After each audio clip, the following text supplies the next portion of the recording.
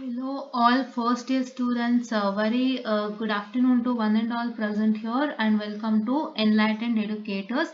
And I'm very grateful for you, first year students, to have you because ನೀವು ತುಂಬಾ ಕಷ್ಟಪಟ್ಟು ನನ್ನ ವಿಡಿಯೋಸ್ನ ನೋಡಿ ನನಗೆ ನೀವು ಒಂದು ಸಪೋರ್ಟ್ ಅನ್ನ ಕೊಟ್ಟಿದ್ದೀರಾ. ಸೊ ನಿನ್ನೆ ರಿಲೀಸ್ ಆಗಿರುವಂತ ವಿಡಿಯೋಗೆ 1K ವ್ಯೂಸ್ ಇದೆ. It is all because of you students and many of you have accepted my words actually stating that you can write your exams on Sunday ಅಂತ. ಸೊ ನಾನು ಏನು ಕಾರಣಕ್ಕೆ ಹೇಳಿದೆ ಅಂತ ನಿಮ್ಮೆಲ್ಲರಿಗೂ ಅರ್ಥ ಆಗಿದೆ ಅಂತ ನಾನು ನಂಬ್ಕೊಂಡಿದ್ದೀನಿ. ಏನಕ್ಕೆ ನಾನು ಹೇಳಿದ್ದು ಅಂತಂದ್ರೆ, ಸೊ ನೀವು ಓದ್ತಿರಲ್ವಾ ಹೇಗುವೆ, ಸೊ ನಿಮಗೆ examination time, during the time of your examination it is not that you don't have Sunday Monday Tuesday like that. So ನಿಮಗೆ ಯಾವ ದಿನ ಅಂತ ಲೆಕ್ಕ ಇಲ್ಲ, ಎಲ್ಲಾ ದಿನನೂ ನೀವು ಓದ್ತಾನೆ ಇರ್ತೀರಾ, ಎಕ್ಸಾಮ್ಗಾಗಿ ವರ್ಕ್ ಮಾಡ್ತಿರ್ತೀರಾ ಅಲ್ವಾ. ಸೊ ಅದ್ರಲ್ಲಿ ನೀವು ಯಾವ ದಿನ ಎಕ್ಸಾಮ್ ಬರೆದ್ರು ಪ್ರಾಬ್ಲಮ್ ಇಲ್ಲ ಅನ್ನೋಂಥದ್ದು ನನ್ನ ideology. and I just shared my ideology and you supported for my ideology providing me 1K views. So thank you so much. So ನಿಮ್ಮ ಒಂದು ನಾನು ಪ್ರೀತಿಗೆ ಆಭಾರಿಯಾಗಿರ್ತೀನಿ. And to be frank, so ನೀವು ಇಷ್ಟೊಂದು ಪ್ರೀತಿ ತೋರಿಸ್ತಿದ್ದೀರಾ ಅಂಡ್ ಇಷ್ಟೊಂದು ಕ್ವಶನ್ಸ್ ಕೇಳ್ತಿದ್ದೀರಾ ಮ್ಯಾಮ್ ಹೇಗೆ ಫಿಸಿಕ್ಸ್ ಮತ್ತೆ ಎಲೆಕ್ಟ್ರಾನಿಕ್ಸ್ ಮಾಡಬೇಕು ಅಂತಲ್ಲ. ಸೊ ಹಾಗಾಗಿ ಇವತ್ತು ಎಲೆಕ್ಟ್ರಾನಿಕ್ಸ್ ಜೊತೆಗೆ ನಾನು ವಾಪಸ್ ಬಂದಿದ್ದೀನಿ. ಸೊ ಎಲೆಕ್ಟ್ರಾನಿಕ್ಸ್ ನಾನು ತಗೊಂಡಂತ ಕಾರಣ as I am doing electronics and communication subject, so ಹಾಗಾಗಿ ಇದಕ್ಕೂ ನನಗೂ ಲಿಂಕ್ ಇತ್ತು. ಸೊ ಹಾಗಾಗಿ ತಗೊಂಡ್ ಬಂದಿದ್ದೀನಿ. ಸೊ ನೀವೆಲ್ಲ ಅನ್ಕೋಬಹುದು ಮ್ಯಾಮ್ ಏನ್ ಮಾಡ್ತೀರಾ ಇವತ್ತು, ವಾಟ್ ಯುಲ್ ಡೂ ಮ್ಯಾಮ್ ಅಂತ ಹೇಳಿ. So I just tell you what I'll do. So what I'll do was I'll just take a module, I just pick a module, I'll just show what are the syllabus that is present in that module. I'll just show you, I'll just discuss with respect to each and every topic. I'll just tell you what type of question will come from the topic and what you have to write answer for that. ಇಷ್ಟು ನಾನು ಮಾಡ್ತೀನಿ, ಪಾಠ ಮಾಡ್ತಾ ಇಲ್ಲ. ಫಸ್ಟೇ ಹೇಳ್ತಾ ಇದ್ದೀನಿ, ಏನಕ್ಕಂದ್ರೆ ಇವಾಗ have very less amount of time and I can't teach you now. ಹೌದಾ, ಈಗ ನಾನು ಟೀಚ್ ಮಾಡ್ತಾ ಕೂತ್ರೆ ತುಂಬಾ ಕಷ್ಟ ಆಗುತ್ತೆ, ನಮಗೂ ಟೈಮ್ ಇದಾಗುತ್ತೆ, ಕನ್ಸಂಪ್ಷನ್ ಆಗುತ್ತೆ. ಸೊ ಹಂಗಾಗಿ ನಾನು ಏನೇನ್ ಮಾಡ್ತೀನಿ ಅಂತ ಇನ್ನೊಂದ್ಸಲ ಹೇಳ್ಬಿಡ್ತೀನಿ, ಕೇಳಿಸ್ಕೊಳ್ಳಿ. What I do was I'll just discuss with the whole module. ಹೇಗೆ ಡಿಸ್ಕಸ್ ಮಾಡ್ತೀವಿ ಹೋಲ್ ಮಾಡ್ಯೂಲ್ ನ? How do I discuss with the whole module as I'll just pick a module, okay, and I'll just tell you what are the contents inside the module and what is the syllabus inside that particular module. I will just tell you about each and every topic inside the module, and I'll just tell you what question that comes for exam in that particular module and how we have to answer for that particular question ಅಂತ ನಾನು ಹೇಳ್ತೀನಿ. ಇಷ್ಟು ನಿಮಗೆ ಮಾಡಿಕೊಟ್ರೆ ತುಂಬಾ help ಆಗುತ್ತೆ ಅಲ್ವಾ. ಪಾಪ ಎಷ್ಟೊಂದ್ ಜನಕ್ಕೆ ಇದು ಸಿಗಲ್ಲ, ಕೆಲವು ಟೀಚರ್ಸ್ ಇದನ್ನು ಹೇಳಲ್ಲ, ಜಸ್ಟ್ ನಿಮ್ಗೆ ಪಾಠ ಮಾಡ್ಕೊಂಡು ಹೋಗ್ಬಿಡ್ತಾರೆ. ಸೊ ಹಾಗಾಗಿ ನಾನು ಈ ಒಂದು ಪ್ಲಾನ್ ಅನ್ನ ಹೊತ್ತು ತಂದಿದ್ದೀನಿ. ಒಂದು ನಿಮಗೆ ಇದು ಎಷ್ಟೊತ್ತಾಗುತ್ತೆ ಗೊತ್ತಿಲ್ಲ, ಕ್ಲಾಸು ನಿಮ್ಗೆ 1 hour ಆಗ್ಬೋದು, ಇಲ್ಲ 15 minutes ಆಗ್ಬೋದು, ಹೇಳಕ್ ಬರಲ್ಲ. It is according to how I do. ಹೌದಾ, ನಾನು ಎಷ್ಟೊತ್ತು ತಗೋತೀನಿ ಅದ್ರ ಮೇಲೆ ಹೋಗುತ್ತೆ. ನಾನು ಯಾವುದೇ ಕ್ಲಾಸ್ನ ನಾನು ಒಂದು ಇಷ್ಟ ಟೈಮ್ಗೆ ಮುಗಿಬೇಕು ಅಂತ ಐಡಿಯಾ ಇಟ್ಕೊಂಡು ಮಾಡೋಳೆ ಅಲ್ಲ. ಸೊ ಎಷ್ಟೊತ್ತಿಗೆ ಮುಗೀತೋ ಅಷ್ಟೊತ್ತಿಗೆ ಮುಗಿಯತ್ತೆ and then I release to same to YouTube. ಹೌದಾ, ಸೊ ಹಾಗಾಗಿ ಇವತ್ತು ಇದನ್ನ ಹೊತ್ತು ತಂದಿದ್ದೀನಿ. ಅಂಡ್ ನಿಮ್ಮ ಎಲೆಕ್ಟ್ರಾನಿಕ್ಸ್ ಅಲ್ಲಿ ವೆರಿ ಈಸಿಯೆಸ್ಟ್ ಮಾಡ್ಯೂಲ್ ಅಂದ್ರೆ ಯಾವುದು? So it is this module. ಈ ಮಾಡ್ಯೂಲ್ ನ ನೀವು ಓದಿದ್ರೆ, ಕಂಪ್ಲೀಟ್ ಆಗಿ ಓದಿದ್ರೆ, ಯಾವುದೇ ತೊಂದರೆ ಇಲ್ಲದೆ ಕಂಪ್ಲೀಟ್ ಆಗಿ ಓದಿದ್ರೆ, you will get 20 on 20 full ಸಿಗುತ್ತೆ. This is the very first easiest module you have to attempt for an exam. So you will get how much? So you will get 20 on 20. ಹೌದಾ, 20 on 20 ಸಿಗತ್ತೆ. And ನಿಮ್ಗೆ ಇನ್ನೊಂದು ನಾನು ಹೇಳೋದಕ್ಕೆ ಇಷ್ಟಪಡ್ತೀನಿ, whatever the easiest model I am telling you. So ಯಾವ easiest model ಅನ್ನ ನಾನು ನಿಮ್ಗೆ ಹೇಳ್ತಾ ಇದ್ದೀನಿ, ಸೊ ಆ ಮಾಡೆಲ್ ಅನ್ನೇ ನೀವು ಎಕ್ಸಾಮ್ ಅಲ್ಲಿ ಸ್ಟಾರ್ಟ್ ಮಾಡಬೇಕು. What does that mean? That means that if I'm telling you that this model is easier, this model is easy, this model is easy ಅಂತ ನಾನು ಹೇಳ್ತಾ ಇದ್ರೆ, ನೀವು ಆ ಮಾಡೆಲ್ ಇಂದಾನೆ ಸ್ಟಾರ್ಟ್ ಮಾಡಬೇಕು ನಿಮ್ಮ ಎಕ್ಸಾಮ್ ಆನ್ಸರ್ ಶೀಟ್ ನಲ್ಲಿ. ಅದೊಂದನ್ನ ನೆನಪಲ್ಲಿ ಇಟ್ಕೊಳ್ಳಿ. ಏನಕ್ಕೆ ಅದನ್ನ ಮಾಡ್ಬೇಕು ಅಂದ್ರೆ, ಬಿಕಾಸ್ ಈಗ ನಾನು ಈ ಮಾಡೆಲ್ ಈಸಿ ಅಂತ ಹೇಳ್ದೆ, ಅವಾಗ ನೀವೇನ್ ಮಾಡ್ಬೇಕು, ಫಸ್ಟ್ ಈ ಮಾಡೆಲ್ ನ ಅಟೆಂಪ್ಟ್ ಮಾಡ್ಬೇಕು. ಏನಕ್ಕೆ ಈ ಮಾಡೆಲ್ ನ ಫಸ್ಟ್ ಅಟೆಂಪ್ಟ್ ಮಾಡಬೇಕು? Why you have to attempt this model first is because you know this model very well and you know each and every question that is being given in this model in your exam paper, and if you attempt this model in the beginning, you will impress your evaluator in the beginning itself. ಹೌದಾ, this is one tip and trick. ಹೌದಾ, ಈ model ನಿಮಗೆ ಚೆನ್ನಾಗಿ ಗೊತ್ತಿದೆ. ಈ model ಇಂದ ನೀವೇನ್ ಮಾಡ್ತೀರಾ, ಈ ಮಾಡೆಲ್ ನ ನೀವೇನ್ ಮಾಡ್ತೀರಾ, ಅಟೆಂಪ್ಟ್ ಮಾಡ್ತೀರಾ. ಈ ಮಾಡೆಲ್ ನಿಮಗೆ ಚೆನ್ನಾಗಿ ಗೊತ್ತಿದೆ. ಈ ಮಾಡೆಲ್ ಅಲ್ಲಿ ನಿಮ್ಗೆ ಎಕ್ಸಾಮ್ ಪೇಪರ್ ಏನೋ ಕ್ವಶನ್ಸ್ ಕೊಟ್ಟಿದ್ರು, ಆ ಎಲ್ಲಾ ಕ್ವಶನ್ಸ್ ನಿಮ್ಗೆ ತುಂಬಾ ಚೆನ್ನಾಗಿ ಗೊತ್ತಿದೆ ಅಂತ ಅನ್ಕೊಳ್ಳೋಣಂತೆ. ಆವಾಗ ನಿಮ್ಗೆ ಏನಾಗುತ್ತೆ, ನೀವೇನ್ ಮಾಡ್ಬೇಕು, ಈ ಮಾಡೆಲ್ ಫಸ್ಟ್ ಅಟೆಂಪ್ಟ್ ಮಾಡ್ಬೇಕು. ಅಟೆಂಪ್ಟ್ ಮಾಡಿದಾಗ ಏನಾಗುತ್ತೆ, ನಿಮ್ಮ ಇವಾಲ್ಯುಯೇಟರ್ನ ನೀವು ಬೇಗ ಇಂಪ್ರೆಸ್ ಮಾಡ್ತೀರಾ. ಸೊ ನಿಮ್ಮ ಇವಾಲ್ಯುಯೇಟರ್ಗೆ ಏನ್ ಎಕ್ಸ್ಪೆಕ್ಟ್ ಮಾಡ್ತಾರೆ ಅಂತಂದ್ರೆ, when they see your answer script will be evaluated in a digital manner. And one more thing you have to remember is, you will get your results within 7 to 10 days. 7 to 10 days ಒಳಗೆ ನಿಮ್ಮ result ಬರುತ್ತೆ. ಇದನ್ನ ನಾನು ತಲೆನಲ್ಲಿ ಹಾಕೊಂಡು ನಿಮ್ಗೆ ಇವತ್ತು ಕೆಲಸ ಮಾಡಿಸ್ತಾ ಇದ್ದೀನಿ. ನಾನು ಕೆಲಸ ಮಾಡ್ತಾ ಇದ್ದೀನಿ, ಇವತ್ತು ಮಿನಿ ವಿಡಿಯೋ ಮಾಡ್ತಾ ಇದ್ದೀನಿ. ಯಾಕೆ ಗೊತ್ತಾ, 7 to 10 days ಅಲ್ಲಿ ನಿಮಗೆ ರಿಸಲ್ಟ್ಸ್ ಅನೌನ್ಸ್ ಮಾಡ್ತಾರೆ ಅಂದ್ರೆ, ಅವರು ಒಂದು ಪೇಪರ್ನ ವ್ಯಾಲ್ಯೂಯೇಟ್ ಮಾಡಬೇಕಾದ್ರೆ they will take only 1 or 2 minutes, because they have enormous number of papers and they have to evaluate that and they have to provide the result in 7 to 10 days. ಇವಾಗ ಹೊಸ rule ಆಗಿರೋದು and ಅದು implement ಆಗ್ತಾ ಇದೆ. ಇವಾಗ ಯಾವ್ದೇ results ತಗೊಳ್ಳಿ, ನೀವು ಸೆಕೆಂಡ್ ಇಯರ್ ರಿಸಲ್ಟ್ಸ್ ತಗೊಳ್ಳಿ, ಥರ್ಡ್ ಇಯರ್ ರಿಸಲ್ಟ್ಸ್ ತಗೊಳ್ಳಿ, ಫೋರ್ತ್ ಇಯರ್ ರಿಸಲ್ಟ್ಸ್ ತಗೊಳ್ಳಿ, ಎಲ್ಲಾದ್ರೂ 7 to 10 days ಅಲ್ಲೇ ಬರ್ತಾ ಇದೆ. ಹೌದಾ, ನೀವು ನೋಡಿದಿರ ಅಲ್ಲ, ಎಲ್ಲ ನಿಮ್ಗೆ ಗೊತ್ತಾಗಿರುತ್ತೆ, ನಿಮ್ ಸೀನಿಯರ್ಸ್ ನಿಮ್ಮ ಹತ್ರ ಹೇಳಿರ್ತಾರೆ ಆಲ್ರೆಡಿ. ಹೌದಾ, ಸೊ 7 to 10 days ಅಲ್ಲಿ ನಿಮಗೆ ರಿಸಲ್ಟ್ ಕೊಡ್ಬೇಕು ಅಂದ್ರೆ ಏನ್ ಹೇಳಿ, ಅವ್ರು ಒಂದ್ ಪೇಪರ್ ಕರೆಕ್ಷನ್ ಮಾಡ್ಬೇಕಾದ್ರೆ ಮಿನಿಮಮ್ 1 to 2 minutes ತಗೊಳ್ತಾರೆ. ಸೊ ನೀವು ಅದರಲ್ಲಿ ನೀವು ಪ್ಯಾರಾಗ್ರಾಫ್ ತರ ಬರೀತೀನಿ, ನಾ ಸ್ಟೋರಿ ತರ ಬರೀತೀನಿ ಅಂದ್ರೆ ಆಗಲ್ಲ. What you have to write, you have to write it in answer to the point manner. So ಅದನ್ನು ತಲೆನಲ್ಲಿ ಹಾಕೊಂಡು ಇವತ್ತಿನ ಸೆಷನ್ ಅನ್ನ ವರ್ಕೌಟ್ ಮಾಡ್ತಾ ಇದೀವಿ, ಆಯ್ತಾ. ಅಂಡ್ ಅದಕ್ಕೋಸ್ಕರನೇ ನಾನು ಹೇಳ್ತಾ ಇರೋವಂಥದ್ದು, ನೀವು ಫಸ್ಟ್ ಯಾವ ಒಂದು ಚಾಪ್ಟರ್ ಅನ್ನ ತುಂಬಾ ಚೆನ್ನಾಗಿ ಓದಿದೀರಾ, ಮತ್ತೆ ನಿಮ್ಗೆ ಯಾವ ಒಂದು ಕ್ವಶನ್ ನಿಮ್ಮ ಎಕ್ಸಾಮ್ ಪೇಪರ್ ಅಲ್ಲಿ, say this is a model question paper. So ಈ ಮಾಡೆಲ್ ಕ್ವಶನ್ ಪೇಪರ್ ಅಲ್ಲಿ for example let me say that you know this question well. ಯಾವ ಕ್ವಶನ್, ಈ ಕ್ವಶನ್ ನಿಮ್ಗೆ ತುಂಬಾ ಚೆನ್ನಾಗಿ ಗೊತ್ತು ಅಂತ ಅನ್ಕೊಳ್ಳಿ. ಅವಾಗ ಏನಾಗುತ್ತೆ, ಫಸ್ಟ್ ಈ ಕ್ವಶನ್ ಅಟೆಂಪ್ಟ್ ಮಾಡ್ತೀರಾ. So if you attempt this question, what is that going to happen is, you have written everything correctly and your evaluator will get impressed at the very first beginning itself.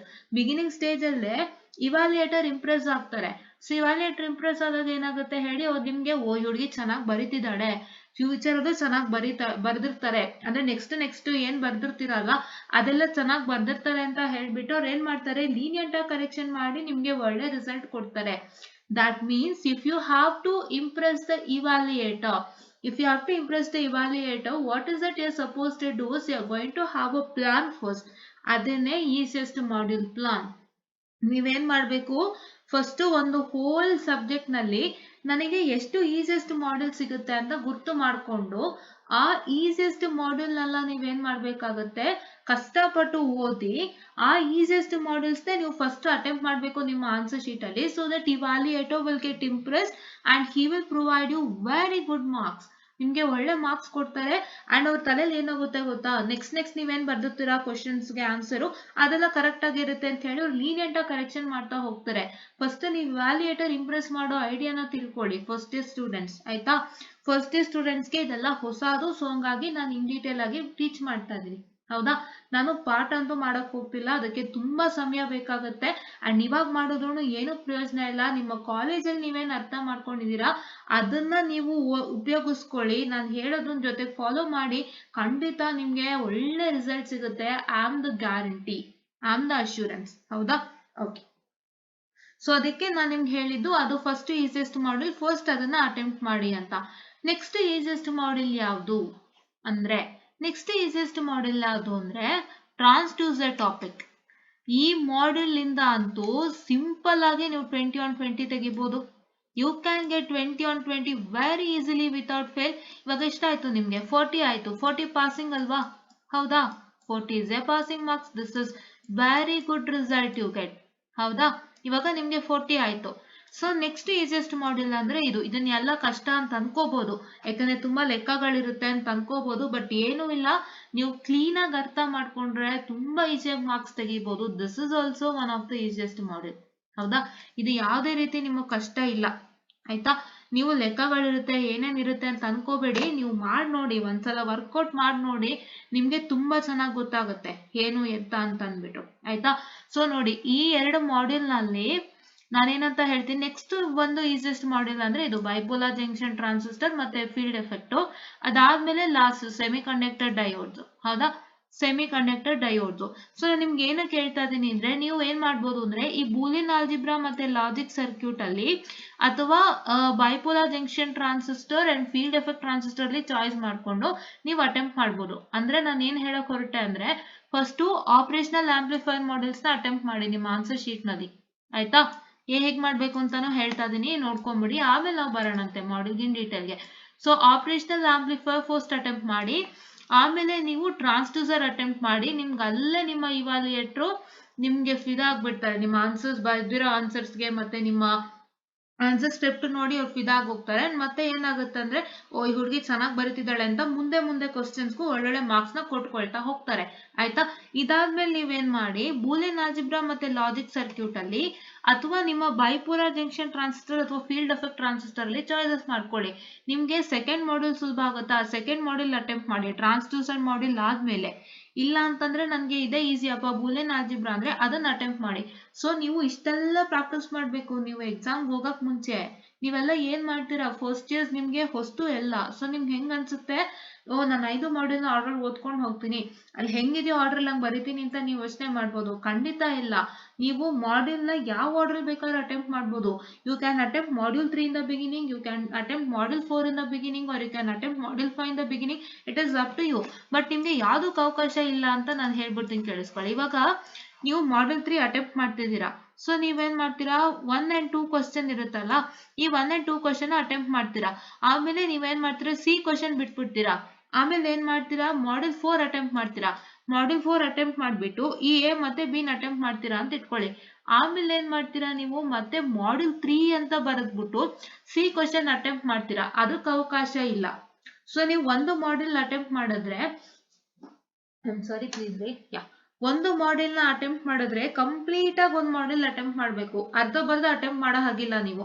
ಅಂದ್ರೆ ಇವಾಗ ನಾನು ಹೇಳ್ದಂಗೆ A B ನ attempt ಮಾಡ್ಬಿಟ್ಟು ಆಮೇಲೆ ನೀವು ಮತ್ತೆ module 4 ಹೋಗ್ಬಿಟ್ಟು ಎ ಬಿ ನ ಅಟೆಂಪ್ಟ್ ಮಾಡಿ ಮತ್ತೆ ತಿರ್ಗಾ ಮಾಡ್ಯೂಲ್ 3 ಅಂತ ಹೆಡ್ಲೈನ್ ಹಾಕ್ಬಿಟ್ಟು ಈ ಸಿ ಕ್ವಶನ್ ಅಟೆಂಪ್ಟ್ ಮಾಡೋ ಅಂತಿಲ್ಲ. This is wrong. If you are trying to attempt a module, try to attempt the complete module without fail. Don't leave any of the questions and don't try to write the any of the questions afterwards. ಅಲ್ಲೇ ಬರೀಬೇಕು. ಆ module 3 ಅಂತ ಬರೋದ್ಮೇಲೆ ಅಲ್ಲೇನೆ ನೀವು A B C ಅಂತ attempt ಮಾಡ್ಬೇಕು. ಮತ್ತೆ ತಿರ್ಗಾ ಸಿ ಕ್ವಶನ್ಗೋಸ್ಕರ ಒಂದ್ಸಲ ಮತ್ತೆ ತಿರ್ಗಾ ನಾನು ಮಾಡ್ಯೂಲ್ 3 ಅಂತ ಹೆಡ್ಲೈನ್ ಹಾಕಿ ಸಿ ಕ್ವಶನ್ ಬರೆದ್ರೆ ಅವರು ಇಡೀ ಮಾಡ್ಯೂಲ್ 3 ನ ಎಕ್ಸೆಪ್ಟ್ ಮಾಡಲ್ಲ, ರೈಟ್. ಎಕ್ಸೆಪ್ಟ್ ಮಾಡಲ್ಲ, ರೈಟ್. ಓಕೆ, ಇವಾಗ ನಾನು ತೋರ್ಸ್ಕೊಟ್ಬಿಡ್ತೀನಿ ನೋಡಿ, ಬರ್ದೇನೆ ಗೊತ್ತಾಗಿಲ್ಲ ಅಂದ್ರೆ. ಈಗ ಇದು ಮಾಡ್ಯೂಲ್ 3 ಇಂದ ಬರೀತೀರಾ. ಸೊ ಇಲ್ಲಿ ಎ ಕ್ವಶನ್ ಅಟೆಂಪ್ಟ್ ಮಾಡಿದ್ರಿ, ಬಿ ಕ್ವಶನ್ ಅಟೆಂಪ್ಟ್ ಮಾಡಿದ್ರಿ. ಎಷ್ಟನೇ ನಂಬರ್ ಅದು, 5, ಕ್ವಶನ್ ನಂಬರ್ 5, ಹೌದಾ. ನೆಕ್ಸ್ಟ್ ಮಾಡ್ಯೂಲ್ 4 ಅಂತ ಹೆಡ್ಲೈನ್ ಬರೀತೀರಾ. M4 ಅಂತಾನೆ ಬರೀತೀನಿ ಶಾರ್ಟ್ ಆಗಿ, ಮಾಡ್ಯೂಲ್ 4 ಅದು. ಸೊ ಮತ್ತೆ ಮಾಡ್ಯೂಲ್ 4 ಅಲ್ಲಿ 7th ಒನ್ ಅಲ್ವಾ, 7th ಅಲ್ವಾ 7th ಒನ್, ಸೆವೆಂತ್ ಒನ್ ಏನ್ ಮಾಡ್ತೀರಾ, ಎ ಬಿ ಬರೀತೀರಾ. ಮತ್ತೆ ತಿರ್ಗಾ ನೀವೇನ್ ಮಾಡ್ತೀರಾ, ಇಲ್ಲಿ ಸಿ ಬರ್ದಿರಲ್ಲ ನೋಡಿ, ಮಾಡ್ಯೂಲ್ 5 ಅಲ್ಲಿ ಸಾರಿ ಮಾಡ್ಯೂಲ್ ನಂಬರ್ 3 ಅಲ್ಲಿ 5C ಬರ್ತಿರಲ್ಲ. ಅದಕ್ಕೆ ನೀವೇನ್ ಮಾಡ್ತೀರಾ, ಎಂಟ್ರಿ ಅಂದ್ರೆ ಮಾಡ್ಯೂಲ್ 3 ಅಂತ ಹೆಡ್ಲೈನ್ ಹಾಕ್ಬಿಟ್ಟು ಮತ್ತೆ 5C ಅಂತ ಬರೀತೀರಾ. ಸೊ ಇದಕ್ಕೆ ಅವಕಾಶ ಇಲ್ಲ. ನೀವು ಈ 5C ಏನ್ ಮಾಡ್ಬೇಕು, ಇಲ್ಲೇ ಬರಿಬೇಕು 5C ನ, ಬೇರೆ ಎಲ್ಲೂ ನೀವು ಬರೆಯೋ ಹಾಗೆ ಇಲ್ಲ. ಬೇರೆ ಎಲ್ಲಾರು ನೀವು 5C ಬರಿತೀನಿ ಅಂದ್ರೆ ಖಂಡಿತ ನಿಮ್ಗೆ ಒಳ್ಳೆ ಮಾರ್ಕ್ಸ್ ಕೊಡಲ್ಲ. ಅವರು ಮಾರ್ಕ್ಸ್ ಕೊಡಲ್ಲ, ಮತ್ತೆ ಅವರು ಆ ಇಡೀ ಮಾಡ್ಯೂಲ್ ಕನ್ಸಿಡರ್ ಮಾಡಲ್ಲ. ಸೊ ಇದೊಂದು ಮ್ಯಾಟರ್. ಸೊ ನೀವು ಯಾವ್ದೇ ಮಾಡ್ಯೂಲ್ ಆದ್ರೂ ವೆರಿ ಫಸ್ಟ್ ಅಟೆಂಪ್ಟ್ ಮಾಡ್ಬೋದು. ನಿಮ್ಗೆ ಆರ್ಡರ್ ಅಲ್ಲೇ ಬರಿಬೇಕು ಅನ್ನೋ ಯಾವ ಕಟ್ಟುಪಾಡುಗಳಿಲ್ಲ. ದಯವಿಟ್ಟು ನೆನಪಿನಲ್ಲಿ ಇಟ್ಕೊಳ್ಳಿ. ಈ ಕಟ್ಟುಪಾಡು ನಿಮಗೆ ಇಲ್ದೇ ಇರಕ್ಕೆ, ನೀವು ಒಳ್ಳೆ ರಿಸಲ್ಟ್ಸ್ ತಗೊಳಕ್ಕೆ ಒಂದು ಚಾನ್ಸ್ ಇದೆ, ಹೌದಾ. ಉಪಯೋಗಿಸ್ಕೊಳ್ಳಿ, ಓಕೆನಾ. ಇದೆಲ್ಲ ನಿಮ್ಮ ಕಾಲೇಜಲ್ಲಿ ಹೇಳಿರ್ಬೋದು, ಹೇಳ್ದೇ ಇರ್ಬೋದು, ಬಟ್ ನನ್ನ ಡ್ಯೂಟಿ ಮಾಡ್ತಾ ಇದ್ದೀನಿ. ಬಿಕಾಸ್ ನೀವಿಷ್ಟು ನನಗೆ ಪ್ರೀತಿ ಪ್ರೋತ್ಸಾಹ ಕೊಡ್ತಿದ್ದೀರಾ ಅಂಡ್ ಇಷ್ಟು ಜನ ಸಬ್ಸ್ಕ್ರೈಬ್ ಆಗ್ತಿದ್ದೀರಾ. ಸೊ ನಿಮ್ಮೆಲ್ಲರಿಗೋಸ್ಕರ ನಾನು ಇದನ್ನ ಮಾಡ್ತಾ ಇದ್ದೀನಿ. ದಯವಿಟ್ಟು ವಾಚ್ ಮಾಡಿ ಸ್ಟೂಡೆಂಟ್ಸ್. ಯಾರ್ಯಾರು ಸಬ್ಸ್ಕ್ರೈಬ್ ಆಗಿದ್ರೆ ದಯವಿಟ್ಟು ವಾಚ್ ಮಾಡಿ, ಖುಷಿಯಾಗಿ ನೋಡಿ, ಆಯ್ತಾ. ಇದನ್ನ ಉಪಯೋಗಿಸ್ಕೊಳ್ಳಿ ಅಂತ ಹೇಳ್ತಾ, ಸೊ ಇದು ನಿಮ್ಮ ಮ್ಯಾಟರ್, ಆಯ್ತಾ. ಸೊ ಇವಾಗ ನಾನು ಹೇಳ್ದೆ ಹೆಂಗ್ ಅಟೆಂಪ್ಟ್ ಮಾಡಬೇಕು, ಯಾವ್ಯಾವ ಮಾಡ್ಯೂಲ್ ಈಸಿ ಅಂತ ಡಿಸ್ಕಸ್ ಆಯ್ತು, ಹೌದಾ. ಏನ್ ಡಿಸ್ಕಸ್ ಮಾಡಿದ್ವಿ, operational amplifier is the first easiest module, transducer part is the second easiest module. ಯಾವುದು ಇದು, second easiest module, transducer part and communication, and the third easiest one is this particular, and the fourth one is this, and the fifth one is this. ಇದು ನನ್ನ ಪ್ರಕಾರ ಅರ್ಥ, because ನಾನು ಇದನ್ನೆಲ್ಲ ನಾನು ಓದಿದ್ದೀನಿ. ಸೊ ಹಂಗಾಗಿ ನನಗೆ ಗೊತ್ತಿದೆ, ಹೌದಾ. ಸೊ ಒಂದ್ಸತಿ ನಿಮಗೋಸ್ಕರನೇ ಸಿಲೆಬಸ್ ಎಲ್ಲ ನೋಡಿ ನಿಮಗೆ ಇದು ಮಾಡ್ಲೇಬೇಕು ಅಂತ ನಾನು ವಾಪಸ್ ಬಂದಿದ್ದೀನಿ, ಆಯ್ತಾ. ಸೊ ನಾನು ಇದನ್ನ ನೋಡೇ ಇಲ್ಲ ಇವತ್ತಿನ ತನಕ ಸಿಲೆಬಸ್ನ. ಸೊ ನಾನು ನಿನ್ನೆ ಸಾಯಂಕಾಲ ನಿಮ್ಗೋಸ್ಕರ ಸಿಲೆಬಸ್ ಓಪನ್ ಮಾಡಿ ನೋಡಿದಾಗ ನನಗೆ ಗೊತ್ತಾಯ್ತು ಇವೆಲ್ಲ ನಾನು ಓದಿರೋದ್ರಲ್ಲೇ ನಿಮ್ಗೆ ಸಿಲೆಬಸ್ ಹಾಕಿದ್ದಾರೆ ಅಂತ ಹೇಳಿ. ಸೊ ನಾನು ಕಲ್ತಿರೋದ್ರಲ್ಲೇ ನಿಮಗೆ ಸಿಲೆಬಸ್ ಹಾಕಿದ್ದಾರೆ ಅಂತ ಗೊತ್ತಾಯ್ತು. ಸೊ ಹಾಗಾಗಿ ನಾನು ನಿಮಗೋಸ್ಕರ ಮಾಡ್ಬೇಕು ಅಂತ ಡಿಸೈಡ್ ಮಾಡಿದ್ದೀನಿ. ಆಯ್ತಾ, ನಾನು ಏನೇನ್ ಮಾಡ್ತೀನಿ ಅಂತ ಹೇಳಿದ್ದೆ, ಒಂದು ಮಾಡ್ಯೂಲ್ ತಗೊಳ್ತೀನಿ, ಆ ಮಾಡ್ಯೂಲ್ ಅಲ್ಲಿ ಬರುವಂತಹ ಸಿಲೆಬಸ್ ನ ಹೇಳ್ತೀನಿ, ಆ ಸಿಲೆಬಸ್ ಸಂಬಂಧಪಟ್ಟಂತೆ ಏನ್ ಕಂಟೆಂಟ್ ಇದೆ ಅಂತ ತೋರಿಸ್ಕೊಡ್ತೀನಿ, ಏನ್ ಕ್ವಶನ್ ಬರುತ್ತೆ ಅಂತ ಹೇಳ್ತೀನಿ, ಮತ್ತೆ ಹೇಗೆ ಆನ್ಸರ್ಸ್ ಬರಿಬೇಕು ಅದಕ್ಕೆ ಅಂತ ಹೇಳ್ಕೊಡ್ತೀನಿ. ಇಷ್ಟೊಂದು ಹೇಳ್ಕೊಡ್ತೀನಿ. ಪಾಠ ಅಂತೂ ನನ್ಗೀಗ ಟೈಮೇ ಇಲ್ಲ ನೋಡಿ, ನಿಮ್ಗೆ ಎಷ್ಟು ಕಮ್ಮಿ ಟೈಮ್ ಇದೆ ಅಂತಂದ್ರೆ, ಸೊ ನಾನು ಈ ಕಡಿಮೆ ಟೈಮ್ ಅಲ್ಲಿ ನಿಮ್ಗೆ ನಾನು ಟೀಚ್ ಮಾಡ್ತಾ ಕೂರಕ್ಕೆ ಆಗೋದೇ ಇಲ್ಲ, ನನಗೂ ಆಗಲ್ಲ, ನಿಮ್ಗೂ ಕಲಿಯಕ್ಕೆ ತುಂಬಾ ಕಷ್ಟ ಆಗತ್ತೆ. ಸೊ ಇದು ತುಂಬಾ ಇಂಪಾರ್ಟೆಂಟ್. ಮೇನ್ ನಿಮಗ್ ಬೇಕಾಗಿರೋದೇ ಇದು. ನಿಮಗೆ ಪಾಠಕ್ಕಿಂತ ಹೆಚ್ಚಾಗಿ you want this particular. So ಹಾಗಾಗಿ what is that you have to do as, ನಾನು ಹೇಳೋದನ್ನ ಕ್ಲೀನ್ ಆಗಿ ಫಾಲೋ ಮಾಡಿ, ತುಂಬಾ ಹೆಲ್ಪ್ ಆಗುತ್ತೆ. ಅಂಡ್ ದಯವಿಟ್ಟು ನನ್ನ ಬಗ್ಗೆ ತಪ್ಪಾಗಿ ತಿಳ್ಕೊಬೇಡಿ, ಇದೇನ್ ಮ್ಯಾಮ್ ಈಸಿಯೆಸ್ಟ್ ಮಾಡ್ಯೂಲ್ ತಗೊಂಡ್ಬರ್ತಿದ್ದಾರೆ ಅಂತ. ನಾನು ಆಲ್ರೆಡಿ ಹೇಳ್ದಂಗೆ ಈಸಿಯೆಸ್ಟ್ ಮಾಡ್ಯೂಲ್ ತುಂಬಾ ಬೂಸ್ಟ್ ಮಾಡುತ್ತೆ ನಿಮ್ಮ ಕಾನ್ಫಿಡೆನ್ಸ್ ನ. ಸೊ ನಿಮ್ಗೆ ಏನಾದ್ರು ಸಬ್ಜೆಕ್ಟ್ ಕಷ್ಟ ಅಂತ ತಲೆಲ್ಲಾರು ಇದ್ರೆ ಅದು ಸುಲಭ ಅಂತ ಆಗೋದಕ್ಕೆ ಈಸಿಯೆಸ್ಟ್ ಮಾಡ್ಯೂಲ್ ಒಂದು ಸೂತ್ರ. ಸೊ ಹಂಗಾಗಿ ನಾನು ಇದ್ರ ಮುಖಾಂತರನೇ ಬಂದಿದ್ದೀನಿ. ಸೊ ನಿಮ್ಗೆ ಒಳ್ಳೆ ರಿಸಲ್ಟ್ ತೆಗಿಸೋಕೆ ನಾನು ಈಸಿಯೆಸ್ಟ್ ಮಾಡ್ಯೂಲ್ ಇಂದ ಪ್ರಾರಂಭ ಮಾಡ್ತಾ ಇದ್ದೀನಿ. ದಯವಿಟ್ಟು ಹೋಗ್ಬಿಟ್ಟು ಫಾಲೋ ಮಾಡಿ. ಆಯ್ತಾ, ಫಾಲೋ ಮಾಡಿ, ಇದನ್ನ ಲೈಕ್ ಮಾಡಿ, ಶೇರ್ ಮಾಡಿ, ಸಬ್ಸ್ಕ್ರೈಬ್ ಮಾಡಿ. ಫಸ್ಟ್ ಇಯರ್ ಸ್ಟೂಡೆಂಟ್ಸ್ ತುಂಬಾ ಹೆಲ್ಪ್ ಆಗುತ್ತೆ. ಇವತ್ತು ನಾನು ಮಾಡ್ತಾ ಇರೋಂಥದ್ದು ಆಪರೇಷನಲ್ ಆಂಪ್ಲಿಫೈಯರ್ ಮಾಡ್ತಾ ಇದ್ದೀನಿ. ಸೊ ನಾಳೆ ನಾನು ಏನ್ ಮಾಡ್ತೀನಿ ಅಂದ್ರೆ ಟ್ರಾನ್ಸ್ಡ್ಯೂಸರ್ ತಗೊಂಡ್ ಬರ್ತೀನಿ. ನಾಳೆ ಟ್ರಾನ್ಸ್ಡ್ಯೂಸರ್ ಮಾಡೋಣ ನಾಳೆ. ಇನ್ನು ನಾಳಿದ್ದು ಇಲ್ಲ ಅಂತಂದ್ರೆ ನನ್ಗೆ ಯಾವಾಗ ಫ್ರೀ ಆಗುತ್ತೆ ಅವಾಗ ನಾನು ಯಾವ್ದು ಮಾಡ್ತೀನಿ, ಬೂಲಿಯನ್ ಆಲ್ಜಿಬ್ರಾ ತಗೊಳ್ತೀನಿ. ಇಲ್ಲ ಅಂತಂದ್ರೆ ನಿಮ್ಮ ಒಂದು bipolar junction transistor, field effect transistor ಎರಡರಲ್ಲಿ ಒಂದು ತಗೊಂಡ್ ಬರ್ತೀನಿ. ಬೂಲಿಯನ್ ತಗೊಂಬಂದ್ರೆ ನಿಮ್ಗೆ ಒಂಚೂರು ಟೀಚ್ ಮಾಡ್ಕೊಡ್ತೀನಿ, ಯಾಕೆಂದ್ರೆ ಸ್ವಲ್ಪ ಅದು ನಿಮ್ಗೆ ಹೇಗೇನ್ ಗೊತ್ತಾಗ್ಬೇಕು ಅಂತ. ಸೊ ಅವಾಗ ಟೀಚ್ ಮಾಡ್ಕೊಡ್ತೀನಿ.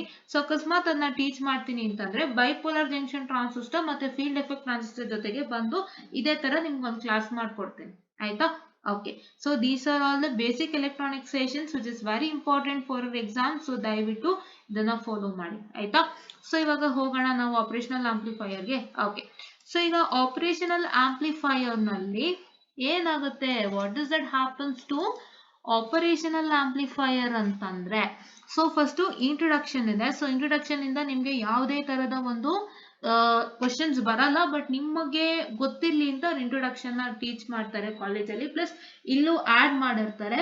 ಸೊ ಹಾಗಾಗಿ ಏನ್ ಮಾಡ್ಬೇಕು ಅಂತಂದ್ರೆ, ಸೊ ಇವಾಗ ನೀವು ನೋಡ್ಬೋದು, ಸೊ ನಿಮ್ಗೆ ಇವತ್ತೇ ಮ್ಯಾಥಮೆಟಿಕ್ಸ್ ಎಕ್ಸಾಮ್ಸ್ ಇದೆ.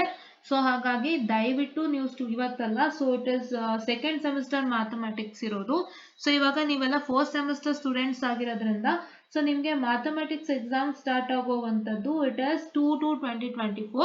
ಸೊ ಹಾಗಾಗಿ ದಯವಿಟ್ಟು ನಿಮ್ಮೆಲ್ಲರಿಗೂ ಆಲ್ ದ ಬೆಸ್ಟ್, ದಯವಿಟ್ಟು ಅಲ್ಲ, very sorry, all the best for your exams for mathematics ಅಂತ ಹೇಳ್ತಾ, ನಿಮ್ಮ ಎಲೆಕ್ಟ್ರಾನಿಕ್ಸ್ ಎಕ್ಸಾಮ್ ಬರೋ ಅಷ್ಟರಲ್ಲಿ ನಾನು ನಿಮ್ಗೆ ಎಲ್ಲಾನು ಮುಗಿಸ್ಕೊಟ್ಟಿರ್ತೀನಿ, ಒಂದು 4 ಸೆಷನ್ ಮಾಡಿರ್ತೀನಿ. ಸೊ ದಯವಿಟ್ಟು ಸೆಷನ್ಸ್ ನ ಉಪಯೋಗ ಮಾಡಿಕೊಳ್ಳಿ. ಆಯ್ತಾ, ಓಕೆ. ಸೊ ನಿಮ್ಮ ಬೇಸಿಕ್ ಎಲೆಕ್ಟ್ರಾನಿಕ್ಸ್ ಎಕ್ಸಾಮ್ ಇರುವಂತದ್ದು 6, ಸೊ 6ನೇ ತಾರೀಕೊಳಗೆ ನಿಮ್ಗೆಲ್ಲಾನು ಆಗಿರತ್ತೆ. ಸೊ ದಯವಿಟ್ಟು ನೀವೇನ್ ಮಾಡಿ, ಇವಾಗಿಂದಾನೇ ಫಾಲೋ ಮಾಡಿ ಇಟ್ಕೊಳ್ಳಿ. ಆಯ್ತಾ, ಸೊ ಯಾರ್ಯಾರು ಫಾಲೋ ಮಾಡ್ತಿದ್ದೀರಾ ಆಲ್ರೆಡಿ, ಯಾರ್ಯಾರು ಸಬ್ಸ್ಕ್ರೈಬ್ ಆಗಿದ್ದೀರಾ ನಮ್ಮ ಚಾನಲ್ಗೆ, ಸೊ ದಯವಿಟ್ಟು ಇತರರಿಗೂ ಹೇಳಿ. ಓಕೆನಾ, ಯಾ. ಸೊ ಇವಾಗ ಇಂಟ್ರೊಡಕ್ಷನ್ ಏನಿಲ್ಲ, ಆಪರೇಷನಲ್ ಆಂಪ್ಲಿಫೈಯರ್. ಸೊ ಇದು ಇಂಪಾರ್ಟೆಂಟ್. ಇದರಲ್ಲಿ ಏನ್ ಕೇಳ್ತಾರೆ, ಡೆಫಿನಿಷನ್ ಆಫ್ ಆಪರೇಷನಲ್ ಆಂಪ್ಲಿಫೈಯರ್ ಕೇಳ್ತಾರೆ. ಸೊ ಇದಕ್ಕೆ ನಿಮ್ಗೆ ಯಾವ ತರ ಕ್ವಶನ್ಸ್ ಬರ್ಬೋದು. ಸೊ ಡಿಫೈನ್ ಆಪರೇಷನಲ್ ಆಂಪ್ಲಿಫೈಯರ್ ಅಂತ ಯಾವ್ದಾದ್ರು ಒಂದು ಕ್ವಶನ್ ಜೊತೆಗೆ ಜೋಡಣೆ ಆಗುವಂತ ಸಾಧ್ಯತೆ ಇದೆ. ಸೊ ನಿಮ್ಗೆ ಸಪರೇಟ್ ಆಗಿ ಏನ್ ಕೇಳಕ್ ಹೋಗಲ್ಲ, ಯಾವುದಾದ್ರೂ ಒಂದು ಕ್ವಶನ್ ಜೊತೆಗೆ ಜೋಡಣೆ ಆಗುವಂತ ಚಾನ್ಸಸ್ ಇದೆ. ಸೊ ಅವಾಗ ನೀವೇನ್ ಬರಿಬೇಕು ನೋಡಿ, ಇಲ್ಲಿದೆ, this is your operational amplifier that is 1.2. ಹೌದಾ, wait a minute, will take another colour. So 1.2 ನಿಮ್ಮ ಆಪರೇಷನಲ್ ಆಂಪ್ಲಿಫೈಯರ್ ಇಲ್ಲಿದೆ ನೋಡಿ 1.2. 1.1 ಇಸ್ ಇಂಟ್ರೊಡಕ್ಷನ್ ಏನು ಇಲ್ಲ ನಿಮ್ಗೆ, ಅದ್ರದ್ದು ಅಷ್ಟೊಂದು ಅವಶ್ಯಕತೆ ಬರಲ್ಲ. ಸೊ ನಿಮ್ಮ ಎಕ್ಸಾಮ್ಗೆ ಏನು ಅವಶ್ಯಕತೆ ಬರುತ್ತೆ ಅದನ್ನ ಮಾತ್ರ ಮಾಡ್ಕೊಂಡು ಹೋಗ್ತಾ ಇದೀನಿ. So this is 1.2. ಸೊ 1.2 ಏನು students, 1.2 is the operational amplifier. So ಇದಕ್ಕೆ ನಿಮ್ಗೆ ಡೆಫಿನಿಷನ್ ಕೇಳ್ತಾರೆ, what is an operational amplifier or define operational amplifier. ಬರದೇ ತೋರಿಸ್ತೇನೆ ನೋಡಿ. ಸೊ ದಯವಿಟ್ಟು ಫಾಲೋ ಮಾಡಿ, ಇವ ವಿಡಿಯೋನ ದಯವಿಟ್ಟು ವಾಚ್ ಮಾಡಿ. ವಾಚ್ ಮಾಡೋದ್ರಿಂದ ತುಂಬಾ ಹೆಲ್ಪ್ ಆಗುತ್ತೆ. ಸೊ ಇಷ್ಟೊಂದು ಡೀಟೇಲ್ ಆಗಿ ನಾನು ನಿಮ್ಗೆ ಹೇಳ್ತಾ ಇದ್ದೀನಿ, ಹೇಗೆ ನೀವು ಆನ್ಸರ್ ಬರೀಬೇಕು, ನಿಮ್ಮ ಆನ್ಸರ್ ರೆಪ್ರೆಸೆಂಟೇಷನ್ ಹೇಗಿರಬೇಕು ಅಂತ ನಾನು ಹೇಳ್ತಾ ಇದ್ದೀನಿ. ಸೊ ನಿಮ್ಮ ಕಾಲೇಜಲ್ಲಿ ಆಗುವಂಥದ್ದು ಬರೀ ಟೀಚಿಂಗ್ ಮಾತ್ರ, ಹೌದಾ? ಬರೀ ಟೀಚಿಂಗ್ ಆಗುತ್ತೆ ನಿಮಗೆ, ಹೌದಾ? ಬಟ್ ನಾವೇನ್ ಮಾಡ್ತಾ ಇದೀವಿ, ಟೀಚಿಂಗ್ ಜೊತೆಗೆ ನಿಮ್ಮ ಆನ್ಸರ್ ರೈಟಿಂಗ್ ಸ್ಕಿಲ್ ಇಂಪ್ರೂವೈಸ್ ಮಾಡ್ತಾ ಇದೀವಿ, ಹೌದಾ? ಸೊ ಅದಕ್ಕಾದ್ರೂ ದಯವಿಟ್ಟು ಸಬ್ಸ್ಕ್ರೈಬ್ ಮಾಡಿ ಫಸ್ಟ್ ಇಯರ್ ಸ್ಟೂಡೆಂಟ್ಸ್, ಆಯ್ತಾ? ಸೊ ನಾನು ಇದೊಂದೇ ಮಾಡೋದು, ಫಿಸಿಕ್ಸ್ ನಾನು ಹೋಗಲ್ಲ, because physics is very new to me and as electronics whatever I had studied is here, so that is why I just came into this particular, right? Amplifier or discuss operational define, I'm sorry, not discuss ಅಂದ್ರೆ detail ಆಗಿ ಆಗ್ಬಿಡತ್ತೆ. So define operational amplifier ಅಂತ ಕೇಳ್ತಾರೆ. So ನಿಮ್ಗೆ ಇಲ್ಲಿ ಎರಡು paragraph ಇದೆ. So ಏನ್ ಗೊತ್ತಾ, ಟೆಕ್ಸ್ಟ್ ಬುಕ್ ದೊಡ್ಡ ಪ್ರಾಬ್ಲಮ್ ಏನು ಅಂದ್ರೆ ಎಕ್ಸ್ಟ್ರಾ ಕೊಟ್ಟಿರ್ತಾರೆ. ಸೊ ಎಕ್ಸ್ಟ್ರಾಸ್ ಕೊಟ್ಟಿರ್ತಾರೆ, ಎಕ್ಸ್ಟ್ರಾಸ್ ಮಧ್ಯ ನಿಮ್ಗೆ ಏನ್ ಬೇಕು ಅಂತ ನೀವು ಹುಡುಕೊಳ್ಬೇಕು. ಸೊ ಅದ್ರದ್ದು ಹೇಳ್ಕೊಡ್ತೀನಿ ಹೇಗ್ ಮಾಡ್ಬೇಕು ಅಂತ. ನೀವು ಅಕಸ್ಮಾತ್ ಟೆಕ್ಸ್ಟ್ ಬುಕ್ ನ ಓದುತ್ತಿದ್ರೆ, ಸೊ ಟೆಕ್ಸ್ಟ್ ಬುಕ್ ಅಲ್ಲಿ ಇರುವಂತ ಎಕ್ಸ್ಟ್ರಾಸ್ ಗಳ ಮಧ್ಯ, in between the extras that is present in the text book, what is that you have to how to extract your content, right? In the extras that is present in the textbook content, so how you have to get your content anta ಹೇಳ್ಕೊಡ್ತೀನಿ with respect to a particular topic. See ಇಲ್ಲಿ ನೋಡಿ, operational amplifier ಅಂತ ನಿಮ್ಗೆ headline ಕಾಣಿಸ್ತಿದೆ ಅಲ್ವಾ? So ಇಲ್ಲಿ operational amplifier ಅನ್ನೋ headline ಕಾಣಿಸ್ತಿದೆ ಅಂದ್ರೆ ಈ ಭಾಗದಲ್ಲಿ ನಿಮ್ಗೆ ಡೆಫಿನಿಷನ್ ಇದೆ ಅಂತ ಅರ್ಥ. That means in this point you have a definition ಅಂತ. So what is a definition ನೋಡಿ, ಇಲ್ಲಿಂದ ಇಲ್ಲಿ ತನಕ ಕೊಟ್ಟಿದ್ದಾರೆ. An operational amplifier is a direct coupled high gain amplifier usually consisting of one or more differential amplifiers and usually followed by a level translator and an output stage. So it is a direct coupled high gain amplifier. It is consisting of one or more differential amplifiers and they are followed by a level translator and an output stage. Idishtu nimma definition. Definition of operational amplifier. So ಇದು definition ಆಯ್ತು, ಆಯ್ತಾ? So ಇಲ್ಲಿ ನೋಡಿ ಇನ್ನೊಂದು ಹೇಳಿದ್ದಾರೆ, the output stage is generally a push pull or a push pull complementary symmetry pair. ಇದನ್ನ ಒಂದು ನೆನಪಲ್ಲಿ ಇಟ್ಕೊಳ್ಳಿ, ತುಂಬಾ ಇಂಪಾರ್ಟೆಂಟ್ ಬೇಕು. So this is available as a single integrated circuit package. Then ಬೇಡ, ನಿಮ್ಮ ಜನರಲ್ ನಾಲೆಡ್ಜ್ ಮಾತ್ರ ಕೊಟ್ಟಿರುವಂತದ್ದು this part. an operational amplifier is available as a single integrated circuit package. ಇದನ್ನ ಕೊಟ್ಟಿರುವಂತದ್ದು ನಿಮ್ಮ ಒಂದು ಜನರಲ್ ನಾಲೆಡ್ಜ್ಗೆ, ಆಯ್ತಾ? ಓಕೆ, ಸೊ ಇವಾಗ ಇದು ಏನಾಗ್ತಾ ಇದೆ ಅಂತ ಅಂದ್ರೆ, ಸೊ ಇದಿಷ್ಟನ್ನ ನೀವು ಬರೀಬೇಕು. First definition of operational amplifier ಅಂದ್ರೆ ನೀವೇ ಇದು ಬರೀಬೇಕು. That is an operational amplifier is a direct coupled high gain amplifier usually consisting of one or more differential amplifier and usually followed by a level translator and an output stage, and the output stage is generally a push pull or complementary symmetry pair ಅಂತ ಅರ್ಥ, ಹೌದಾ? ಇದಿಷ್ಟನ್ನ ನೀವು ಬರಿಬೇಕಾಗತ್ತೆ. And so ಇವಾಗ ನಿಮ್ಮ operational amplifier ನ ಎಲ್ಲೆಲ್ಲಿ use ಮಾಡ್ತಾರೆ ಅನ್ನೋಂಥದ್ದನ್ನ ಕೇಳೋದಾದ್ರೆ, so ಇಲ್ಲಿ ನೋಡಿ, it is used in mathematical operations. designed for performing mathematical operations such as addition, subtraction, multiplication and integration. So ಇದೊಂದನ್ನ ನೆನಪಿನಲ್ಲಿ ಇಟ್ಕೊಳ್ಳಿ. ಅಂಡ್ ಸೊ ನಿಮಗೆ ಇವಾಗ ಈಗ ಇನ್ ಜನರಲ್ ಈಗ ಎಲ್ಲಿ ಯೂಸ್ ಮಾಡ್ತಾ ಇದ್ದಾರೆ ಕರೆಂಟ್ ಅಂತ ಕೇಳಿದಾಗ, ಸೊ ನೋಡಿ ಇಲ್ಲಿ ಕೊಟ್ಟಿದ್ದಾರೆ, the modern day op amp can be used for a variety of applications such as AC and DC signal amplification, active filter, oscillator, comparator, regulators and others. ಇಷ್ಟು ನೀವು ನೆನ್ಪಿಟ್ಕೋಬೇಕು. ಸೊ ಈ ಪಾರ್ಟ್ ನಲ್ಲಿ ಏನ್ ನೆನ್ಪಿಟ್ಕೋಬೇಕು, definition part, that is this, ಹೌದಾ? ಇದು operational amplifier is direct coupled high gain amplifier usually consisting of this particular. ಇದಿಷ್ಟು ಎಲ್ಲಿ ತನಕ, ಇಲ್ಲಿ ತನಕ. ಸೊ ಇಲ್ಲಿ ತನಕ ನಿಮ್ಮ ಡೆಫಿನಿಷನ್ ನೋಡಿ. ಈಗ ಏನ್ ಮಾಡ್ಬೇಕು, ಅಂಡ್ ಇಲ್ಲಿ ನೋಡಿ, ಅಂಡ್ ಅನ್ ಔಟ್ಪುಟ್ ಸ್ಟೇಜ್ ಇದೆಯಲ್ಲ, ಇದಾದ್ಮೇಲೆ ಏನ್ ಬರೀಬೇಕು, the output stage is generally a push pull or complementary symmetry pair ಅಂತ ಬರ್ರಿ. ಇಲ್ಲಾಂದ್ರೆ ವ್ಯಾರನ್, ಇಲ್ಲಿ ನೋಡಿ, ಇಲ್ಲಿ usually followed by a level translator and an output stage wherein the output stage is generally a push pull or a push pull complementary symmetry pair. ಆಯ್ತಾ? ಎಲ್ಲಿಂದ, an operational amplifier ಇಂದ complementary symmetry peer ತನಕ ನಿಮ್ಮ definition, ಹೌದಾ? ಎಲ್ಲಿಂದ, an operational amplifier ಇಂದ complementary symmetry peer ತನಕ ನಿಮ್ಮ definition operational amplifier. Operational amplifier ನ ಎಲ್ಲಿ ಯೂಸ್ ಮಾಡ್ತಾರೆ ಅಂತ ಕೇಳಿದ್ರೆ, ಸೊ ಇಲ್ಲಿ ಬರೀಬೇಕು, it is design for performing mathematical operations such as addition, subtraction, multiplication and integration ಅಂತ. ಅದಾದ್ಮೇಲೆ ನಿಮ್ಗೆ ಇನ್ನು ಈಗ ಮಾಡರ್ನ್ ಡೇಸ್ ನಲ್ಲಿ ಎಲ್ಲಿ ಬಳಸ್ತಾರೆ ಅಂತ ಕೇಳಿದ್ರೆ to write AC and DC signal amplification, active filter, oscillator, comparator, regulator etcetera. So ಇದನ್ನ ಕೇಳ್ತಾರೆ. ಹೌದಾ? ಇಷ್ಟು ನಿಮ್ಮ ಈ ಪಾರ್ಟ್ ಅಲ್ಲಿ ಬರುವಂತ ಕ್ವಶನ್. ಎರಡೇ ಕ್ವಶನ್. ಒಂದು what is operational amplifier, define operational amplifier and mention its application ಅಂತ ಕೇಳ್ತಾರೆ. ಅಪ್ಲಿಕೇಶನ್ ಅಂತ ಕೇಳಿದಾಗ ಇದನ್ನ ಬರಿಬೇಕು. If you asks you mention its application ಅಂತ ಕೇಳಿದಾಗ ನೀವೇನ್ ಮಾಡ್ಬೇಕಾಗುತ್ತೆ, you have to write this. That is they are designed for performing mathematical operations such as addition, subtraction, multiplication and integration, and in the modern days they are used in various applications such as AC and DC signal amplification, active filter, oscillator, comparator, regulator and others ಅಂತ ಬರಿಬೇಕು. ಆಯ್ತಾ? ಈಗ ಗೊತ್ತಾಯ್ತಲ್ವಾ ಈ part ಇಂದ ಏನ್ question ಬರುತ್ತೆ ಅಂತ. Okay. So next, block diagram representation of a typical operational amplifier. ಇದರಲ್ಲಿ ಬರುವಂತ ಕ್ವಶನ್ 1.3 ನೋಡಿ ಇದೆ. ಇದು 1.3. That is block diagram representation of a typical operational amplifier. ಹೌದಾ? ಎಲ್ಲಾನು ಡೀಟೇಲ್ ಆಗಿ ಡಿಸ್ಕಸ್ ಮಾಡ್ತಾ ಇದೀವಿ. ದಯವಿಟ್ಟು ವಾಚ್ ಮಾಡಿ. ಟೈಮ್ ನೋಡ್ಬೇಡಿ. ಟೈಮ್ ನೋಡೋದ್ರಿಂದ ಯಾವುದೇ ತರ ಪ್ರಯೋಜನ ಇಲ್ಲ, ಯಾವುದೇ ತರ ಪ್ರಯೋಜನ ಇಲ್ಲ. ಟೈಮ್ ಅಲ್ಲ, ಕಂಟೆಂಟ್ ಮುಖ್ಯ. ನೀವು 1 ಅವರ 2 ಅವರ 3 ಅವರ ಬೇಡ, ಕಂಟೆಂಟ್ ಇದೆಯಾ. ಇವಾಗ ಸಿಂಪಲ್, ನೀವು ಸಿನಿಮಾಗೆ ಹೋಗ್ತೀರಾ, 3 ಅವರ್ಸ್ ಸಿನಿಮಾ, ಕಂಟೆಂಟ್ ಇದೆ ಅಂದ್ರೆ 3 ಅವರ್ ತನಕ ನೋಡಲ್ವಾ. 3 ಅವರ್ 15 ಮಿನಿಟ್ಸ್, 3 ಅವರ್ 20 ಮಿನಿಟ್ಸ್, ಎಷ್ಟೋ ತನಕ ಸಿನಿಮಾ ಬರುತ್ತೆ.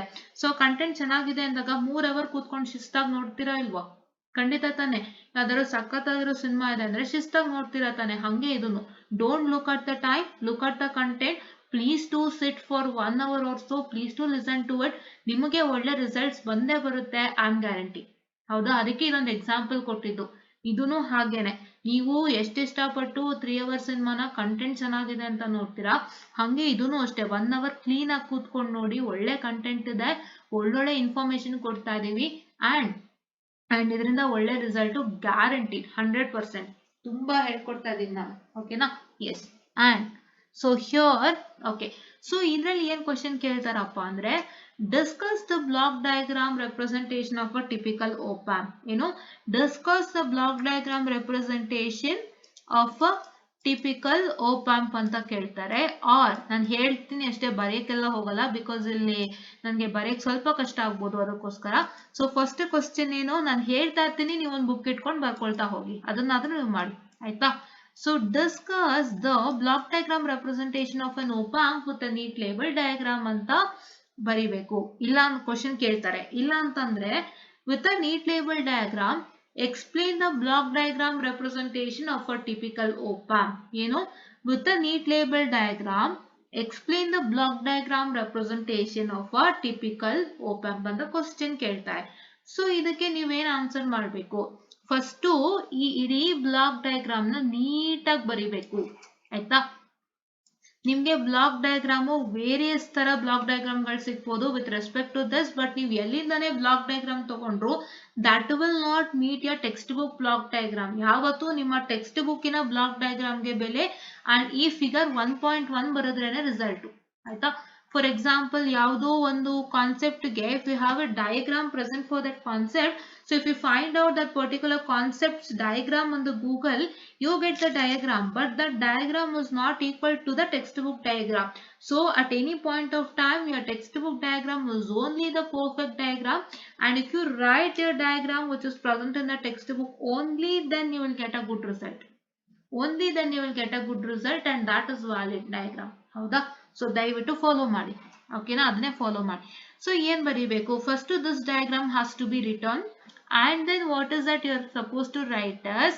So figure 1, this figure shows the block diagram representation. What? This figure shows the block diagram representation of a typical op amp. So the explanation is as follows ಅಂತ ಹೇಳಿ ಏನ್ ಮಾಡ್ಬೇಕು, first ಡಯಾಗ್ರಾಮ್ದು ಏನ್ block ಇದೆ ನೋಡಿ, input stage ಅಂತ ಇದೆ. So ನೀವೇನ್ ಮಾಡ್ಬೇಕು, ನಾನು ಹೇಳ್ದಂಗೆ ಪಾಯಿಂಟ್ ವೈಸ್ ಬರಿಬೇಕು. ಏನ್ ಬರಿಬೇಕು, these answers has to be written on point wise. Point wise ಅಲ್ಲಿ ನೀವು ಆನ್ಸರ್ಸ್ ಅನ್ನ ಬರಿಬೇಕಾಗತ್ತೆ. ಸೊ ಅದಕ್ಕೆ ನೀವೇನ್ ಮಾಡ್ಬೇಕಾಗತ್ತೆ, ಫಸ್ಟ್ ಬ್ಲಾಕ್ ಡಯಾಗ್ರಾಮ್ ಬರೀತೀರಾ. after you write the block diagram, what is that you are supposed to do is you are going to write, say This is the block diagram of a typical that is the typical op-amp. And so the block diagram consists of the following anta helbiಟ್ಟು you have to write the input stage ಅಂತ first ಬರಿಬೇಕು. input stage ಅಂತ ಬರೆದು ಅದಕ್ಕೆ ಒಂದು semicolon ಅನ್ನು ಕೊಟ್ಟು ನೀವು start ಮಾಡಬೇಕು. The input stage is the dual input balanced output differential amplifier. This stage generally provides the most of the voltage gain of the amplifier and also establishes the input resistance of the op-amp ಅಂತ ಬರಿಬೇಕು.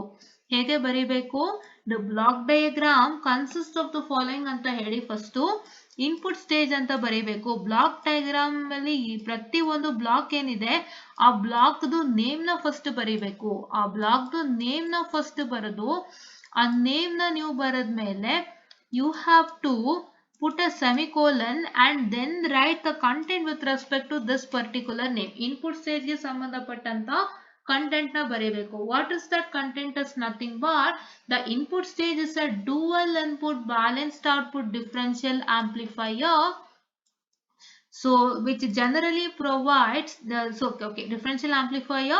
This stage generally provides most of the voltage gain of the amplifier and also establishes the input resistance of the op-amp anta ಬರಿಬೇಕು. This is what is the content for your input stage. ಹೌದಾ? ಈ question ಕೇಳ್ತಾನೆ ಎಕ್ಸಾಮ್ಗೆ block diagram representation of typical op-amp. So ದಯವಿಟ್ಟು miss ಮಾಡಬೇಡಿ. Miss ಮಾಡಿದ್ರು problem. ಹೌದಾ? ಈ ಇಡೀ ವಿಡಿಯೋ ಮಿಸ್ ಮಾಡಿದ್ರೆ ಪ್ರಾಬ್ಲಮ್ ನಿಮ್ಗೆ ಲೆಕ್ಕ. ಸೊ ಇದೊಂದು ಕ್ವಶನ್ ಅಂತ ಹೇಳ್ತಲ್ಲ. Okay yeah. ಸೊ ನೆಕ್ಸ್ಟ್ ಯಾವ ಬ್ಲಾಕು? Intermediate stage. ನೀವು ನೆಕ್ಸ್ಟ್ ಏನ್ ಮಾಡಬೇಕು? ಇಂಟರ್ಮೀಡಿಯೇಟ್ ಸ್ಟೇಜ್ ಅಂತ ಬರೀಬೇಕು. ಈಗ ಇನ್ಪುಟ್ ಸ್ಟೇಜ್ ಆಯ್ತಲ್ವಾ? So I just write it. Please wait students, I am sorry.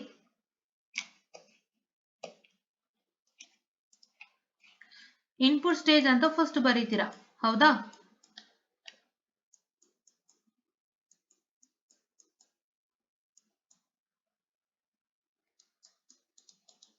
Input stage ಅಂತ ಫಸ್ಟ್ ಬರೀತೀರಾ. ನೆಕ್ಸ್ಟ್ ಏನ್ ಬರೀತೀರಾ? ಇಂಟರ್ಮೀಡಿಯೇಟ್ ಸ್ಟೇಜ್ ಅಂತ ಬರೀತೀರಾ. So to write intermediate stage. Don't mind my handwriting. ಸ್ವಲ್ಪ ನನ್ನ ಹ್ಯಾಂಡ್ ರೈಟಿಂಗ್ ಅಷ್ಟು ಇದಾಗಿಲ್ಲ. So yeah okay. ಸೊ ನಿಮ್ಗೆ ನಾನು ಟೆಕ್ಸ್ಟ್ ಬುಕ್ ತೋರಿಸ್ಬೇಕಾಯ್ತು. ಇದಕ್ಕೆ ಬೇರೆ ದಾರಿನೇ ಇರಲಿಲ್ಲ. ಬಿಕಾಸ್ ಟೆಕ್ಸ್ಟ್ ಬುಕ್ ತೋರಿಸಿದ್ರೆ ನಿಮ್ಗೆ ಗೊತ್ತಾಗುತ್ತೆ ಅಂತ ಹೇಳಿ. ಸೊ ಫಸ್ಟ್ ಏನ್ ಮಾಡಿದ್ರಿ? ಇನ್ಪುಟ್ ಸ್ಟೇಜ್ ಅಂತ ಬರೆದು ಸೆಮಿಕೋಲನ್ ಹಾಕಿ ಈ ದ ಇನ್ಪುಟ್ ಸ್ಟೇಜ್ ಇಂದ op-amp ಸರಿ input resistance of the op-amp ತನಕ ಬರೀತೀರಾ. ಅದಾದ್ಮೇಲೆ ಇಂಟರ್ಮೀಡಿಯೇಟ್ ಸ್ಟೇಜ್ ಅಂತ ಬರೆದು ಸೊ ಇದು 1 ಅಂತ ನಂಬರ್ ಮಾಡಿ ಆಯ್ತಾ. ಇದನ್ನ 2 ಅಂತ ನಂಬರ್ ಮಾಡಿ ಇಂಟರ್ಮೀಡಿಯೇಟ್ ಸ್ಟೇಜ್ ಅಂತ ಬರೆದು ಅದಕ್ಕೆ ಸೆಮಿಕೋಲನ್ ಹಾಕಿ ಇಲ್ಲಿಂದ ಸ್ಟಾರ್ಟ್ ಮಾಡಿ. The intermediate stage is usually another differential amplifier which is driven by the output of the first stage. In most amplifiers, the intermediate stage is a dual input unbalanced single output. So because direct coupling is used, okay, wait a minute. Because direct coupling is used, the DC voltage at the output of the intermediate stage is well above the ground potential. So ಏನಾಗುತ್ತೆ ಅಂದ್ರೆ ನೀವು ಇಲ್ಲಿ ತನಕ ಬರೀರಿ ಸಾಕು. ಅದೆಲ್ಲ ಬೇಡ, ಅದು ಆಮೇಲೆ ಬರೆಯೋಣಂತೆ. ಅದನ್ನ ಎಲ್ಲಿಂದ ಬರಿಬೇಕು? ಇಂಟರ್ಮೀಡಿಯೇಟ್ ಸ್ಟೇಜ್ಗೆ. The intermediate stage is usually another differential amplifier. ಇಲ್ಲಿ ನೋಡಿ ಅನ್ಬ್ಯಾಲೆನ್ಸ್ಡ್ ಹೈ ಎಂಡೆಡ್ ಔಟ್ಪುಟ್ ತನಕ ಬರಿಬೇಕು. ಆಯ್ತಾ? ಹೈ ಎಂಡೆಡ್ ಔಟ್ಪುಟ್ ತನಕ ಬರಿಬೇಕು. ಅದಾದ್ಮೇಲೆ ನೀವು ನೆಕ್ಸ್ಟ್ ಏನ್ ಮಾಡ್ಬೇಕು? ಲೆವೆಲ್ ಶಿಫ್ಟಿಂಗ್ ಸ್ಟೇಜ್ ಅಂತ ಬರಿಬೇಕು. To number it as number 3. Level shifting stage ಅಂತ ಬರಿಬೇಕು. Level shifting stage.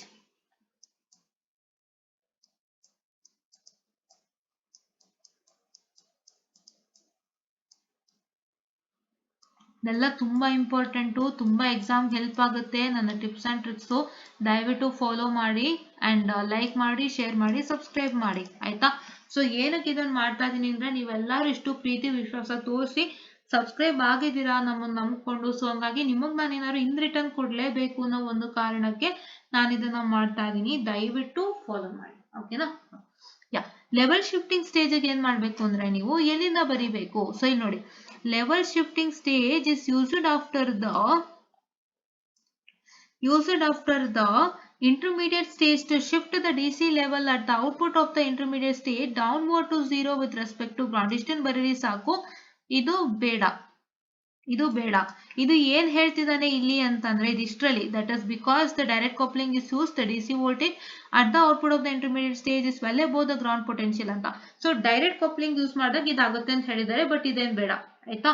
ಸೊ ನೀವೇನ್ ಮಾಡ್ಬೇಕು, ಲೆವೆಲ್ ಶಿಫ್ಟಿಂಗ್ ಸ್ಟೇಜ್ ಅಂತ ಬರದ್ಮೇಲೆ ಕೋಲನ್ ಹಾಕದ್ಮೇಲೆ ನೀವು ಇಲ್ಲಿಂದ ಬರಿಬೇಕು the level transistor the shifting circuit ಇಂದ ಎಲ್ಲಿವರೆಗೂ ಬರಿಬೇಕು, the choose to shift the DC level at the output of the intermediate stage downward to 0 volt with respect to the ground ಅಂತ ಬರಿಬೇಕು. ಇದನ್ನ ನೀವು ಮಾಡ್ಬೇಕಾಯ್ತಾ.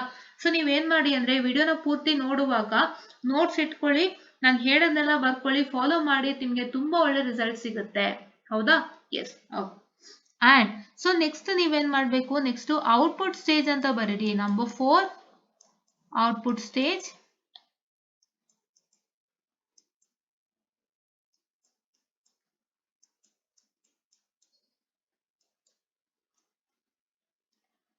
ಔಟ್ಪುಟ್ ಸ್ಟೇಜ್ ಅಂತ ಬರೆದು ಏನ್ ಮಾಡ್ಬೇಕು, ಔಟ್ಪುಟ್ ಸ್ಟೇಜ್ ಅಂತ ಬರೆದು ನೀವು ಸೆಮಿಕೋಲನ್ ಹಾಕಿ ಏನ್ ಮಾಡ್ಬೇಕು, ದ ಫೈನಲ್ ಸ್ಟೇಜ್ ಇಲ್ಲಿಂದ ಬರೀತೀರಾ. So the final stage is usually a push-pull complementary amplifier output stage. The output stage increases the output voltage swing and raises the current supplying capability of the op-amp. ಇಷ್ಟನ್ನ ನೀವು ಬರಿಬೇಕು. and they also provide a low output resistance ಅಂತ. ಇಷ್ಟೆಲ್ಲ ಬೇಡ, ನೀವೇನ್ ಮಾಡ್ತೀರಾ ಅಂದ್ರೆ ಇಲ್ಲಿ ನೋಡಿರಿ, ಇಲ್ಲಿಂದ ಬರೀರಿ. So that is the final stage is a push-pull complementary amplifier output stage. The output stage increases the output voltage swing and rises the current supplying capability of the op-amp, and they also provide low output resistance ಅಂತ ಬರೀರಿ. ಇವೆಲ್ಲ ಏನು ಬೇಡ, well designed output stage ಎಲ್ಲ ಬೇಡ. and they also provide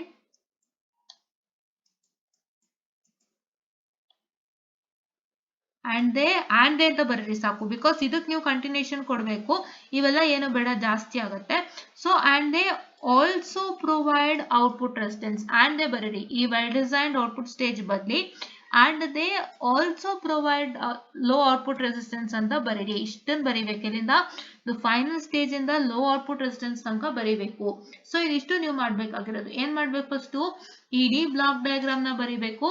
ಅದಾದ್ಮೇಲೆ ನೀವು first ಏನ್ ಬರಿಬೇಕು, so this is the block diagram, the above diagram shows, first diagram ಬರೀತೀರಲ್ವಾ ನೀವು, ಹಾಗಾಗಿ ಫಸ್ಟ್ ಡಯಾಗ್ರಾಮ್ ಬರೀತೀರಲ್ವಾ, ಹಾಗಾಗಿ the above diagram showcases the block diagram representation of a typical op-amp ಅಂತ ಬರೆದ್ಬಿಟ್ಟು next ನೀವೇನ್ ಬರೀಬೇಕು ಅಂತಂದ್ರೆ, so the block diagram consist of the following ಅಂತ ಬರೆದು ಫಸ್ಟ್ ನಂಬರ್ 1 ಅಂತ ಬರೆದು, ಈ ನಂಬರ್ 1 ಅಂತ ಬರೆದು ಇನ್ಪುಟ್ ಸ್ಟೇಜ್ ಅಂತ ಬರೆದು ಸೆಮಿಕೋಲನ್ ಹಾಕಿ, ಅದಾದ್ಮೇಲೆ ದ ಇನ್ಪುಟ್ ಸ್ಟೇಜ್ ಇಂದ input resistance of the op-amp ಇಲ್ಲಿ ತನಕ ಬರಿಬೇಕು. The input resistance of the op-amp ಇಲ್ಲಿ ತನಕ, ಇಲ್ಲಿಂದ ಸ್ಟಾರ್ಟ್ ಮಾಡಿ ಇಲ್ಲಿ ತನಕ ಬರಿಬೇಕು ಆಯ್ತಾ. ಸೊ ಅದಾದ್ಮೇಲೆ ನೆಕ್ಸ್ಟ್ ನೀವೇನ್ ಮಾಡ್ಬೇಕಂದ್ರೆ 2 ಅಂತ ಬರೆದು ಇಂಟರ್ಮೀಡಿಯೇಟ್ ಸ್ಟೇಜ್ ಅಂತ ಬರೆದು ಸೆಮಿಕೋಲನ್ ಹಾಕ್ಬಿಟ್ಟು ಏನ್ ಮಾಡ್ಬೇಕು, ಇಲ್ಲಿಂದ ಸ್ಟಾರ್ಟ್ ಮಾಡಿದ ಇಂಟರ್ಮೀಡಿಯೇಟ್ ಸ್ಟೇಜ್ ಇಂದ ಎಲ್ಲಿವರೆಗೂ ಬರಿಬೇಕು, ಇಂಟರ್ಮೀಡಿಯೇಟ್ ಸ್ಟೇಜ್ ಇಂದ ನೀವು ಇಲ್ಲಿ ತನಕ ಬರಿಬೇಕು. That is the unbalanced single ended output ತನಕ ಬರಿಬೇಕು.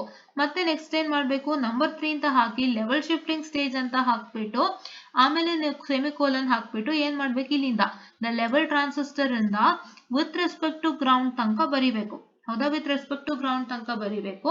ಸೊ ಅದಾದ್ಮೇಲೆ ನೆಕ್ಸ್ಟ್ ಔಟ್ಪುಟ್ ಸ್ಟೇಜ್ ಅಂತ ಬರೆದು ಸೆಮಿಕೋಲನ್ ಹಾಕಿ, ಅದಾದ್ಮೇಲೆ ನೀವೇನ್ ಮಾಡ್ಬೇಕು ಅಂತಂದ್ರೆ ಈ ಫೈನಲ್ ಸ್ಟೇಜ್ ಇಂದ ಸ್ಟಾರ್ಟ್ ಮಾಡಿ ಲೋ ಔಟ್ಪುಟ್ ರೆಸಿಸ್ಟೆನ್ಸ್ ತನಕ ಬರಿಬೇಕು. ಸೊ ಇಷ್ಟು ನೀವು ಮಾಡ್ಬೇಕು. ಇದು the best representation for this particular question. ಈ ತರ ನಾವು ರೆಪ್ರೆಸೆಂಟ್ ಮಾಡ್ತು ಅಂದ್ರೆ ನಿಮ್ಮ ಇವ್ಯಾಲ್ಯೂಯೇಟರ್ ಖಂಡಿತ ಫಿದಾಗ್ತಾರೆ ನಿಮ್ಮ ಪೇಪರ್ ಅನ್ನ ನೋಡಿ. ಸೊ ಹಾಗಾಗಿ ದಯವಿಟ್ಟು ಫಾಲೋ ಮಾಡಿ, ಓಕೆನಾ. ಎಸ್. ಸೊ ಇವಾಗ ನಾನು ಇದು ಎರೇಸ್ ಮಾಡ್ಬಿಡ್ತೀನಿ, ಇದೊಂದು ಪಾರ್ಟ್ ನಿಮಗೆ ಕಾಣದೆ ಹೋಗ್ಬೋದು ಅನ್ನೋ ಒಂದು ಕಾರಣಕ್ಕೆ. ಸೊ ಇದೆಲ್ಲ ಇರುತ್ತಲ್ಲ, ಮಧ್ಯ ಕಟ್ ಮಾಡಿ ಸ್ಕ್ರೀನ್ಶಾಟ್ ತಗೊಳ್ಳಿ ಅಷ್ಟೇ. ಗೊತ್ತಾಯ್ತಲ್ವಾ ಹೇಗ್ ಬರಿಬೇಕು ಅಂತ? ಓಕೆ. ಸೊ ನೆಕ್ಸ್ಟ್ ನೋಡೋಣ ಅಂತೆ ನೆಕ್ಸ್ಟ್ ಟಾಪಿಕ್ ಅನ್ನ. ಸೊ ಈ ಟಾಪಿಕ್ ಗೆ ಸಂಬಂಧಪಟ್ಟಂತೆ ಕ್ವಶನ್ಸ್ ಗೊತ್ತಾಯ್ತಲ್ವಾ ನಿಮ್ಗೆ. Discuss the block diagram representation of a typical op-amp with a neat label diagram or with a neat label diagram. explain the with neat label diagram explain the block diagram representation of a typical op-amp ಅಂತ ಕೇಳ್ತಾರೆ. ಎರಡು ತರ question ಕೇಳ್ತಾರೆ, ಏನ್ answer ಬರೀಬೇಕು ಅಂತ ಗೊತ್ತಾಯ್ತಲ್ವಾ. Okay. So next topic ಏನಪ್ಪಾ ಅಂತಂದ್ರೆ, ಸೊ ಇಲ್ಲಿ ನೋಡಿ ನೆಕ್ಸ್ಟ್ ಟಾಪಿಕ್ ನಿಮ್ಮ ಸಿಲೆಬಸ್ ಅಲ್ಲಿ 1.5 ಏನು 1.5 schematic symbol of an op-amp parameter ಅಂತ. ಸೊ ಇದಕ್ಕೆ ಏನ್ ಕ್ವಶನ್ಸ್ ಕೇಳ್ಬೋದು ಅಂತ ಹೇಳಂತೆ, ಬಿಕಾಸ್ ಈ ಟಾಪಿಕ್ ಸ್ವಲ್ಪ ಅಷ್ಟು ಇಂಪಾರ್ಟೆಂಟ್ ಅಲ್ಲ ಅಂತ ನನ್ನ ಮನಸ್ಸಿಗೆ. ಬಿಕಾಸ್ ಯಾಕೆಂದ್ರೆ ಇವೆಲ್ಲ ತುಂಬಾ ಚಿಕ್ಕ ಚಿಕ್ಕ ಟಾಪಿಕ್ ಆಯ್ತು. ಸೊ ನಿಮ್ಗೆ ಯಾವ್ದು ತುಂಬಾ ಇಂಪಾರ್ಟೆಂಟ್ ಅಂತ ನಾನು ಆಲ್ರೆಡಿ ಹೇಳಿದೀನಿ. ಯಾವುದು ಆಪರೇಷನಲ್ ಆಂಪ್ಲಿಫೈಯರ್ ಡೆಫಿನಿಷನ್ ಮತ್ತೆ ಅದರದ್ದು ಅಪ್ಲಿಕೇಶನ್ ಹೇಳಿದೀನಿ, ಡೆಫಿನಿಷನ್ ಹೇಳಿದೀನಿ.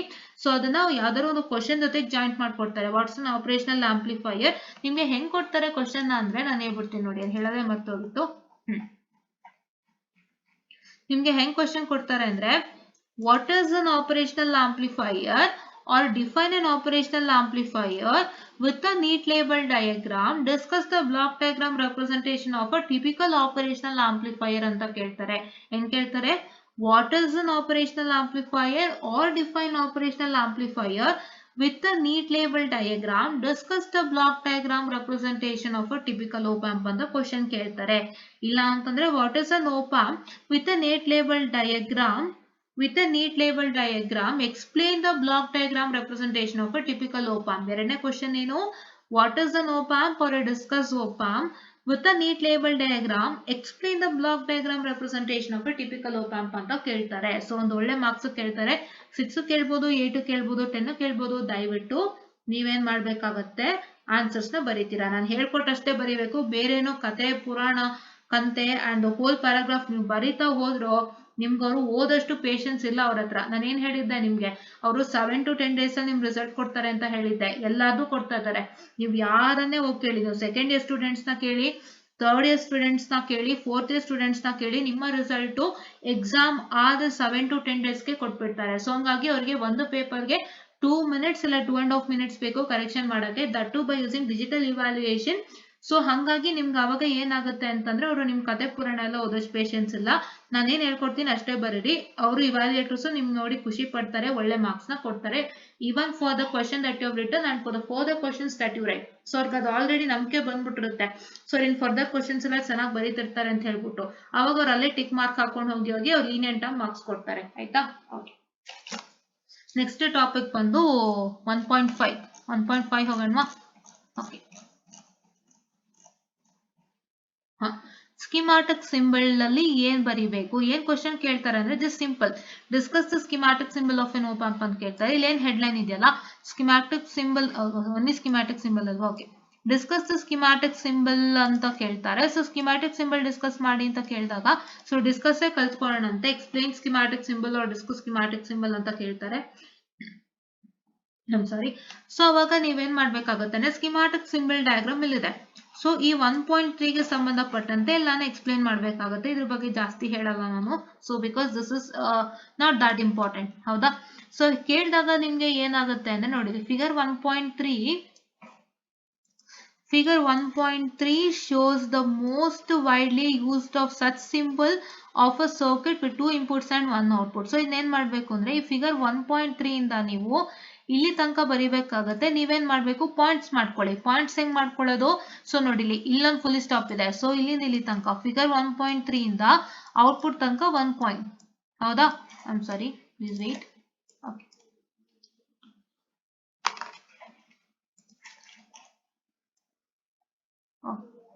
ಓಕೆ.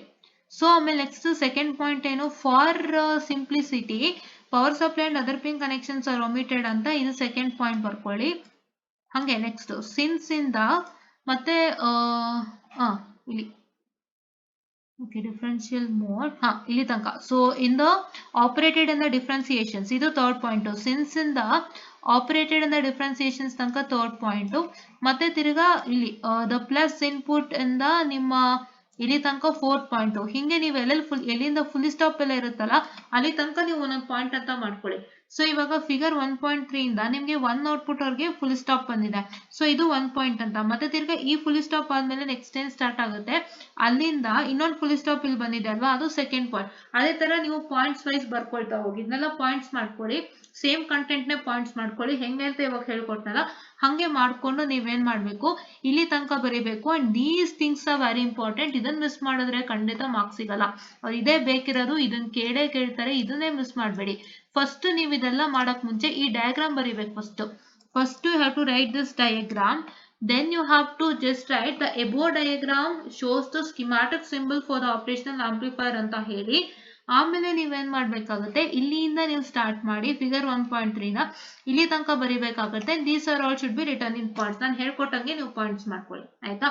ಇದು ನಿಮ್ಮ 1.5. ನೆಕ್ಸ್ಟ್ 1.5 ಕವರ್ ಆಯ್ತು. 2.2 ಏನು, OPAMP parameters. OPAMP parameters is a very important topic students. I'm sorry. OPAMP parameters is a very important topic. ನಿಮ್ಗೆ ಇದೆಲ್ಲ ಡೆಫಿನೇಷನ್ ಕೇಳ್ತಾರೆ. ಒಂದು ಏನ್ ಮಾಡ್ತಾರೆ ಗೊತ್ತಾ, ಇಲ್ಲಿ ತನಕ ಬಂದಿದೆ. ಸೊ ಏನ್ ಮಾಡ್ತಾರೆ ಗೊತ್ತಾ, ಡೆಫಿನೇಷನ್ಸ್ ಕೇಳ್ತಾರೆ. ಡಿಫೈನ್, ನಾನು ನಿಮ್ಗೆ ಸಿಂಪಲ್ ಆಗಿ ಹೇಳ್ತೀನಿ ನೋಡಿ ಹೆಂಗ್ ಕೇಳ್ತಾರೆ ಕ್ವಶನ್ ಅಂತ ಅಂದ್ರೆ, ಇಲ್ಲೇ ಇದೆ ಅನ್ಸುತ್ತೆ ನನ್ನ ಹತ್ರ. ಮೋಸ್ಟ್ಲಿ ನನ್ನ ಹತ್ರ ಕ್ವಶನ್ ಪೇಪರ್ ಇಲ್ಲಿ ಇದೆ ಅನ್ಕೋತೀನಿ. ಇದೆ, ನಾನು ಡೌನ್ಲೋಡ್ ಮಾಡ್ಕೊಂಡಿದ್ದೀನಿ. ಸೊ ಅದನ್ನ ಓಪನ್ ಮಾಡಿ ತೋರಿಸ್ತೀನಿ students. So I'm sorry, please wait. So it is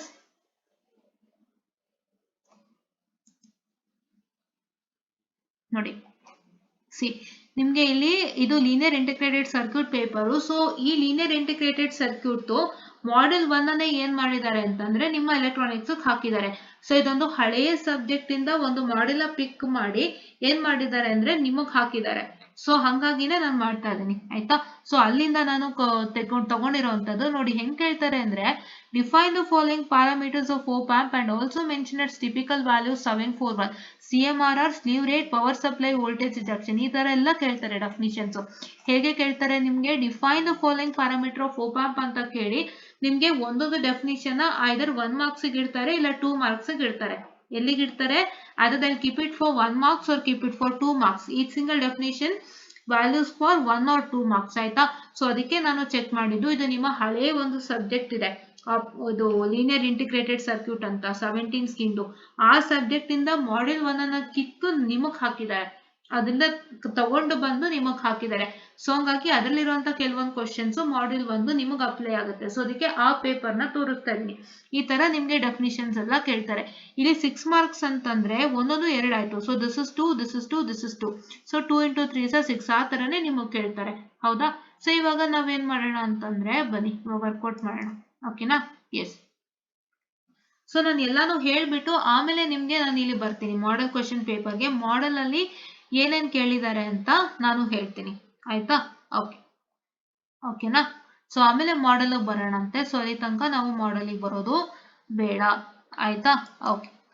so next ನಿಮ್ಗೆ ಏನು ಅಂದ್ರೆ, ಎಲ್ಲ ಕಾನ್ಸೆಪ್ಟ್ ಇಂದ ಏನ್ ತರ ಕ್ವಶನ್ಸ್ ಬರುತ್ತೆ ಅಂತ ನಿಮಗೆ ಗೊತ್ತಾಗ್ಬೇಕು. ನಿಮಗ್ ಗೊತ್ತಾದ್ಮೇಲೆನೆ ನೀವು ಮಾಡೆಲ್ ಬರ್ಬೇಕಾಗತ್ತೆ. ಅದಕ್ಕೆ ನಾನು ಇದನ್ನ ಮಾಡ್ತಾ ಇರೋವಂಥದ್ದು. ಸೊ ನಾನ್ ಹಿಂಗ್ ಮಾಡ್ತಾ ಇದೀನಿ. ಬಟ್ ನೀವು ಮಾಡುವಾಗ ಏನ್ ಮಾಡ್ಬೇಕು ಅಂತಂದ್ರೆ, ನಾನು ನಿನ್ನೆ ಹೆಂಗ್ ಹೇಳ್ಕೊಟ್ಟಲ್ಲ ಹಂಗ್ ವರ್ಕ್ ಮಾಡ್ಬೇಕು. ಸೊ ನಿನ್ನೆ ಹೇಳ್ಕೊಟ್ಟಂಗ್ ನೀವು ವರ್ಕ್ ಮಾಡ್ಬೇಕು ಅಂದ್ರೆ ನಿಮ್ಗೆ ಒಂದಿಷ್ಟು ಸೆಟ್ ಆಫ್ ಕ್ವಶನ್ಸ್ ಗೊತ್ತಿರ್ಬೇಕಲ್ವಾ. ಸೊ ನಿಮ್ಗೆ ಮಾಡೆಲ್ ಕ್ವಶನ್ ಪೇಪರ್ ಇರೋಂಥದ್ದೇ ಒಂದು 6 ಕ್ವಶನ್ಸ್. 6 ಕ್ವಶನ್ ಅಲ್ಲಿ ಏನಾಗಿದೆ ನೀವು ಗಮನ ಇಟ್ಟು ನೋಡೋದಾದ್ರೆ, ಈ ನೋಡಿ ಇದೊಂದ್ಸಲಿ ಇದು 2 ಸಲ ಬಂದ್ಬಿಟ್ಟಿದೆ ಈ ಕ್ವಶನ್.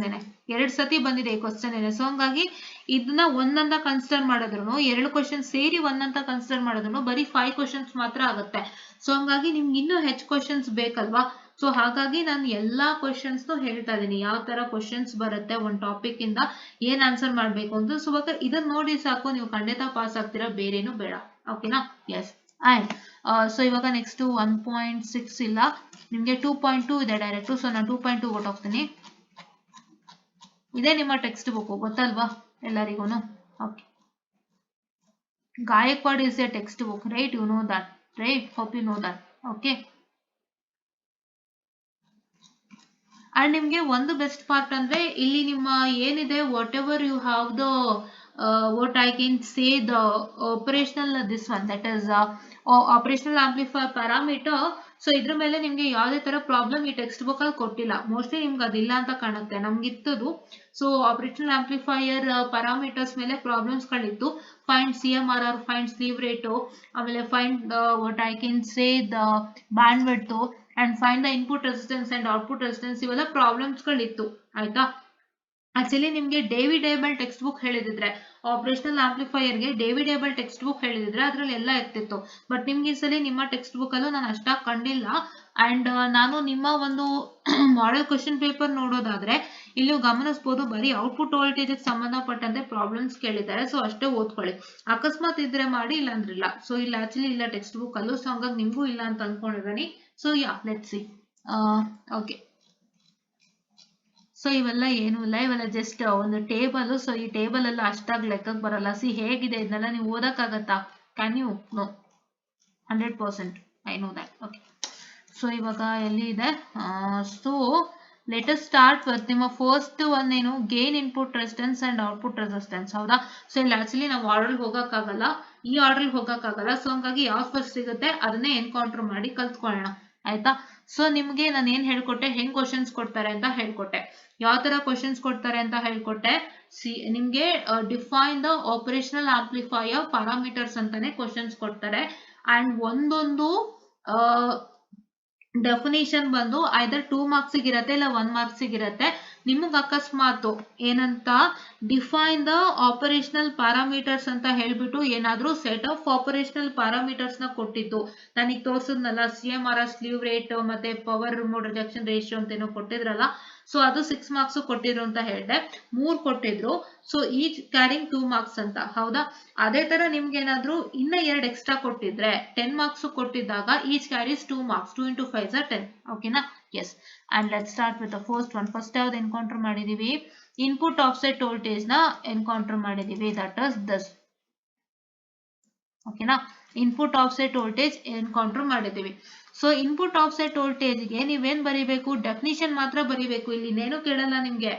ಎಕ್ಸ್ಪ್ಲೇನ್ CMRR ಕೇಳಲ್ಲ ಸಪರೇಟ್ ಆಗಿ, ಇಲ್ಲ ಎಕ್ಸ್ಪ್ಲೇನ್ ಇನ್ಪುಟ್ ಆಫ್ಸೆಟ್ ವೋಲ್ಟೇಜ್ ಅಷ್ಟ ಕೇಳಲ್ಲ. ಅವ್ರು ಏನ್ ಮಾಡ್ತಾರೆ ಅಂದ್ರೆ define the operational amplifier parameter ಅಂತ ಹೇಳಿ ಸಬ್ ಕ್ವಶನ್ಸ್ ಮುಖಾಂತರ ಅವ್ರಿಗೆ ಬೇಕಾಗಿರುವಂತಹ operational ಒಪ್ಯಾಂಪ್ parameters, that is operational amplifier parameters ನ ಲಿಸ್ಟ್ ಮಾಡಿ ಅವರೇ ಕೊಡ್ತಾರೆ.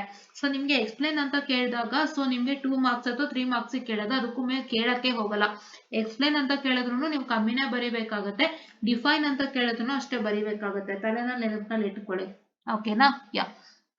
Input offset voltage is the voltage that must be applied between the two input terminals of an operational amplifier to null the output as shown in the figure. Right? This is the figure for input offset voltage. ಆಯ್ತಾ? So ಇದಿಷ್ಟು ನೀವು ಬರೀಬೇಕಾಗತ್ತೆ. ಇಲ್ಲಿ ತನಕ ಬರೀರಿ. As shown in the figure ಎಲ್ಲ ಬೇಡ, ನೀವು figure ಬರೀತಾ ಇಲ್ಲ ಅಲ್ವಾ, ಸೊ ಹಂಗಾಗಿ ಅಷ್ಟೇ ಇಟ್ಕೊಳ್ಳಿ. ಡೆಫಿನಿಷನ್ ಕೇಳದೆ, ಆಯ್ತಾ? So this is what is the definition. ಆಯ್ತಾ? ಇದು ನಿಮ್ಮ ಡೆಫಿನಿಷನ್.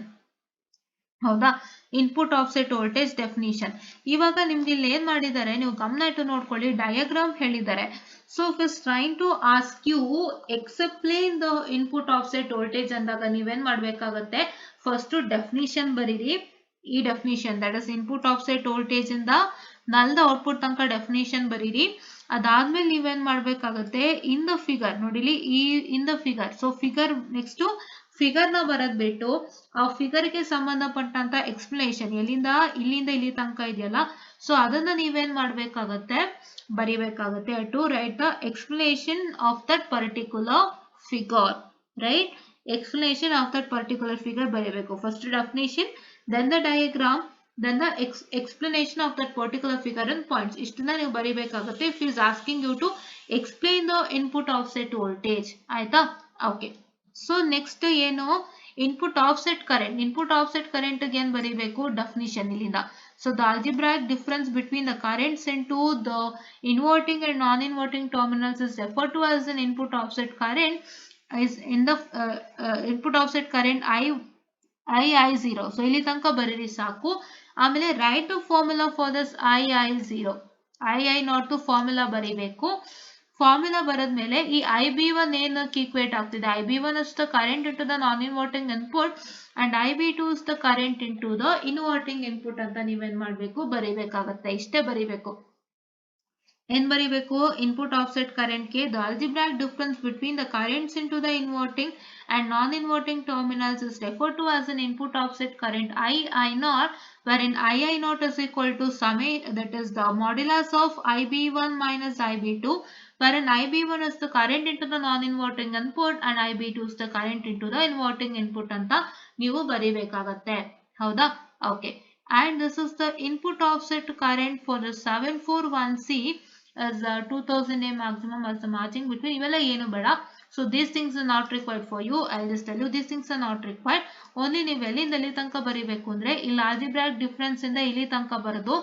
ಅದಾದ್ಮೇಲೆ ನೀವು algebraic difference ಇಂದ ಸ್ಟಾರ್ಟ್ ಮಾಡಿ input offset current I not ತನಕ ಬರೀರಿ. ಆಮೇಲೆ I ನಾಟ್ ಫಾರ್ಮುಲಾ ಬರೋದು ಇದು IB1 ಮತ್ತೆ IB2 ಏನು ಅಂತ ಬರೆದ್ರು ಸಾಕು. ಇದಕ್ಕೆ ನಿಮ್ಗೆ ಎಷ್ಟು ಕೊಡ್ತಾರೆ? 2 ಮಾರ್ಕ್ಸ್ ಕೊಡ್ತಾರೆ. ಎಷ್ಟು? 2 ಮಾರ್ಕ್ಸ್ ಕೊಡ್ತಾರೆ. ಓಕೆನಾ?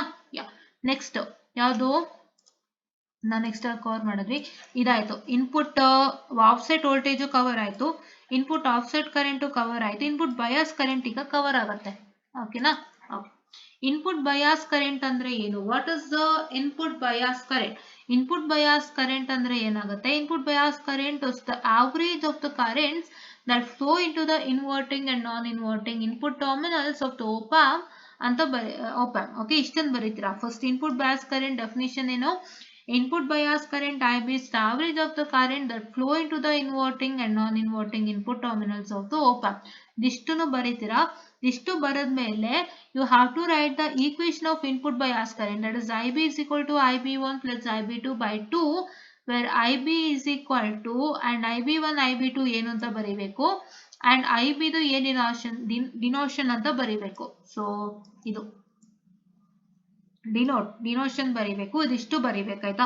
ಫಸ್ಟ್ ಏನ್ ಬರೀಬೇಕು? ಇನ್ಪುಟ್ ಬಯಾಸ್ ಕರೆಂಟ್ ಅಂತ ಇಲ್ಲಿ ತನಕ ಡೆಫಿನೇಷನ್ ಬರೀರಿ. ಆಮೇಲೆ ಡೆಫಿನೇಷನ್ ಆದ್ಮೇಲೆ ಈ ಒಂದು ಫಾರ್ಮುಲಾ ಬರೀರಿ. ಈ ಒಂದು ಫಾರ್ಮುಲಾ ಬರೆದ್ಬಿಟ್ಟು ಈ IB ಏನು ಮತ್ತೆ IB1 IB2 ಏನು ಅಂತ ಬರೆದ್ರೆ ಸಾಕು, ಬೇರೆ ಏನು ಬೇಡ.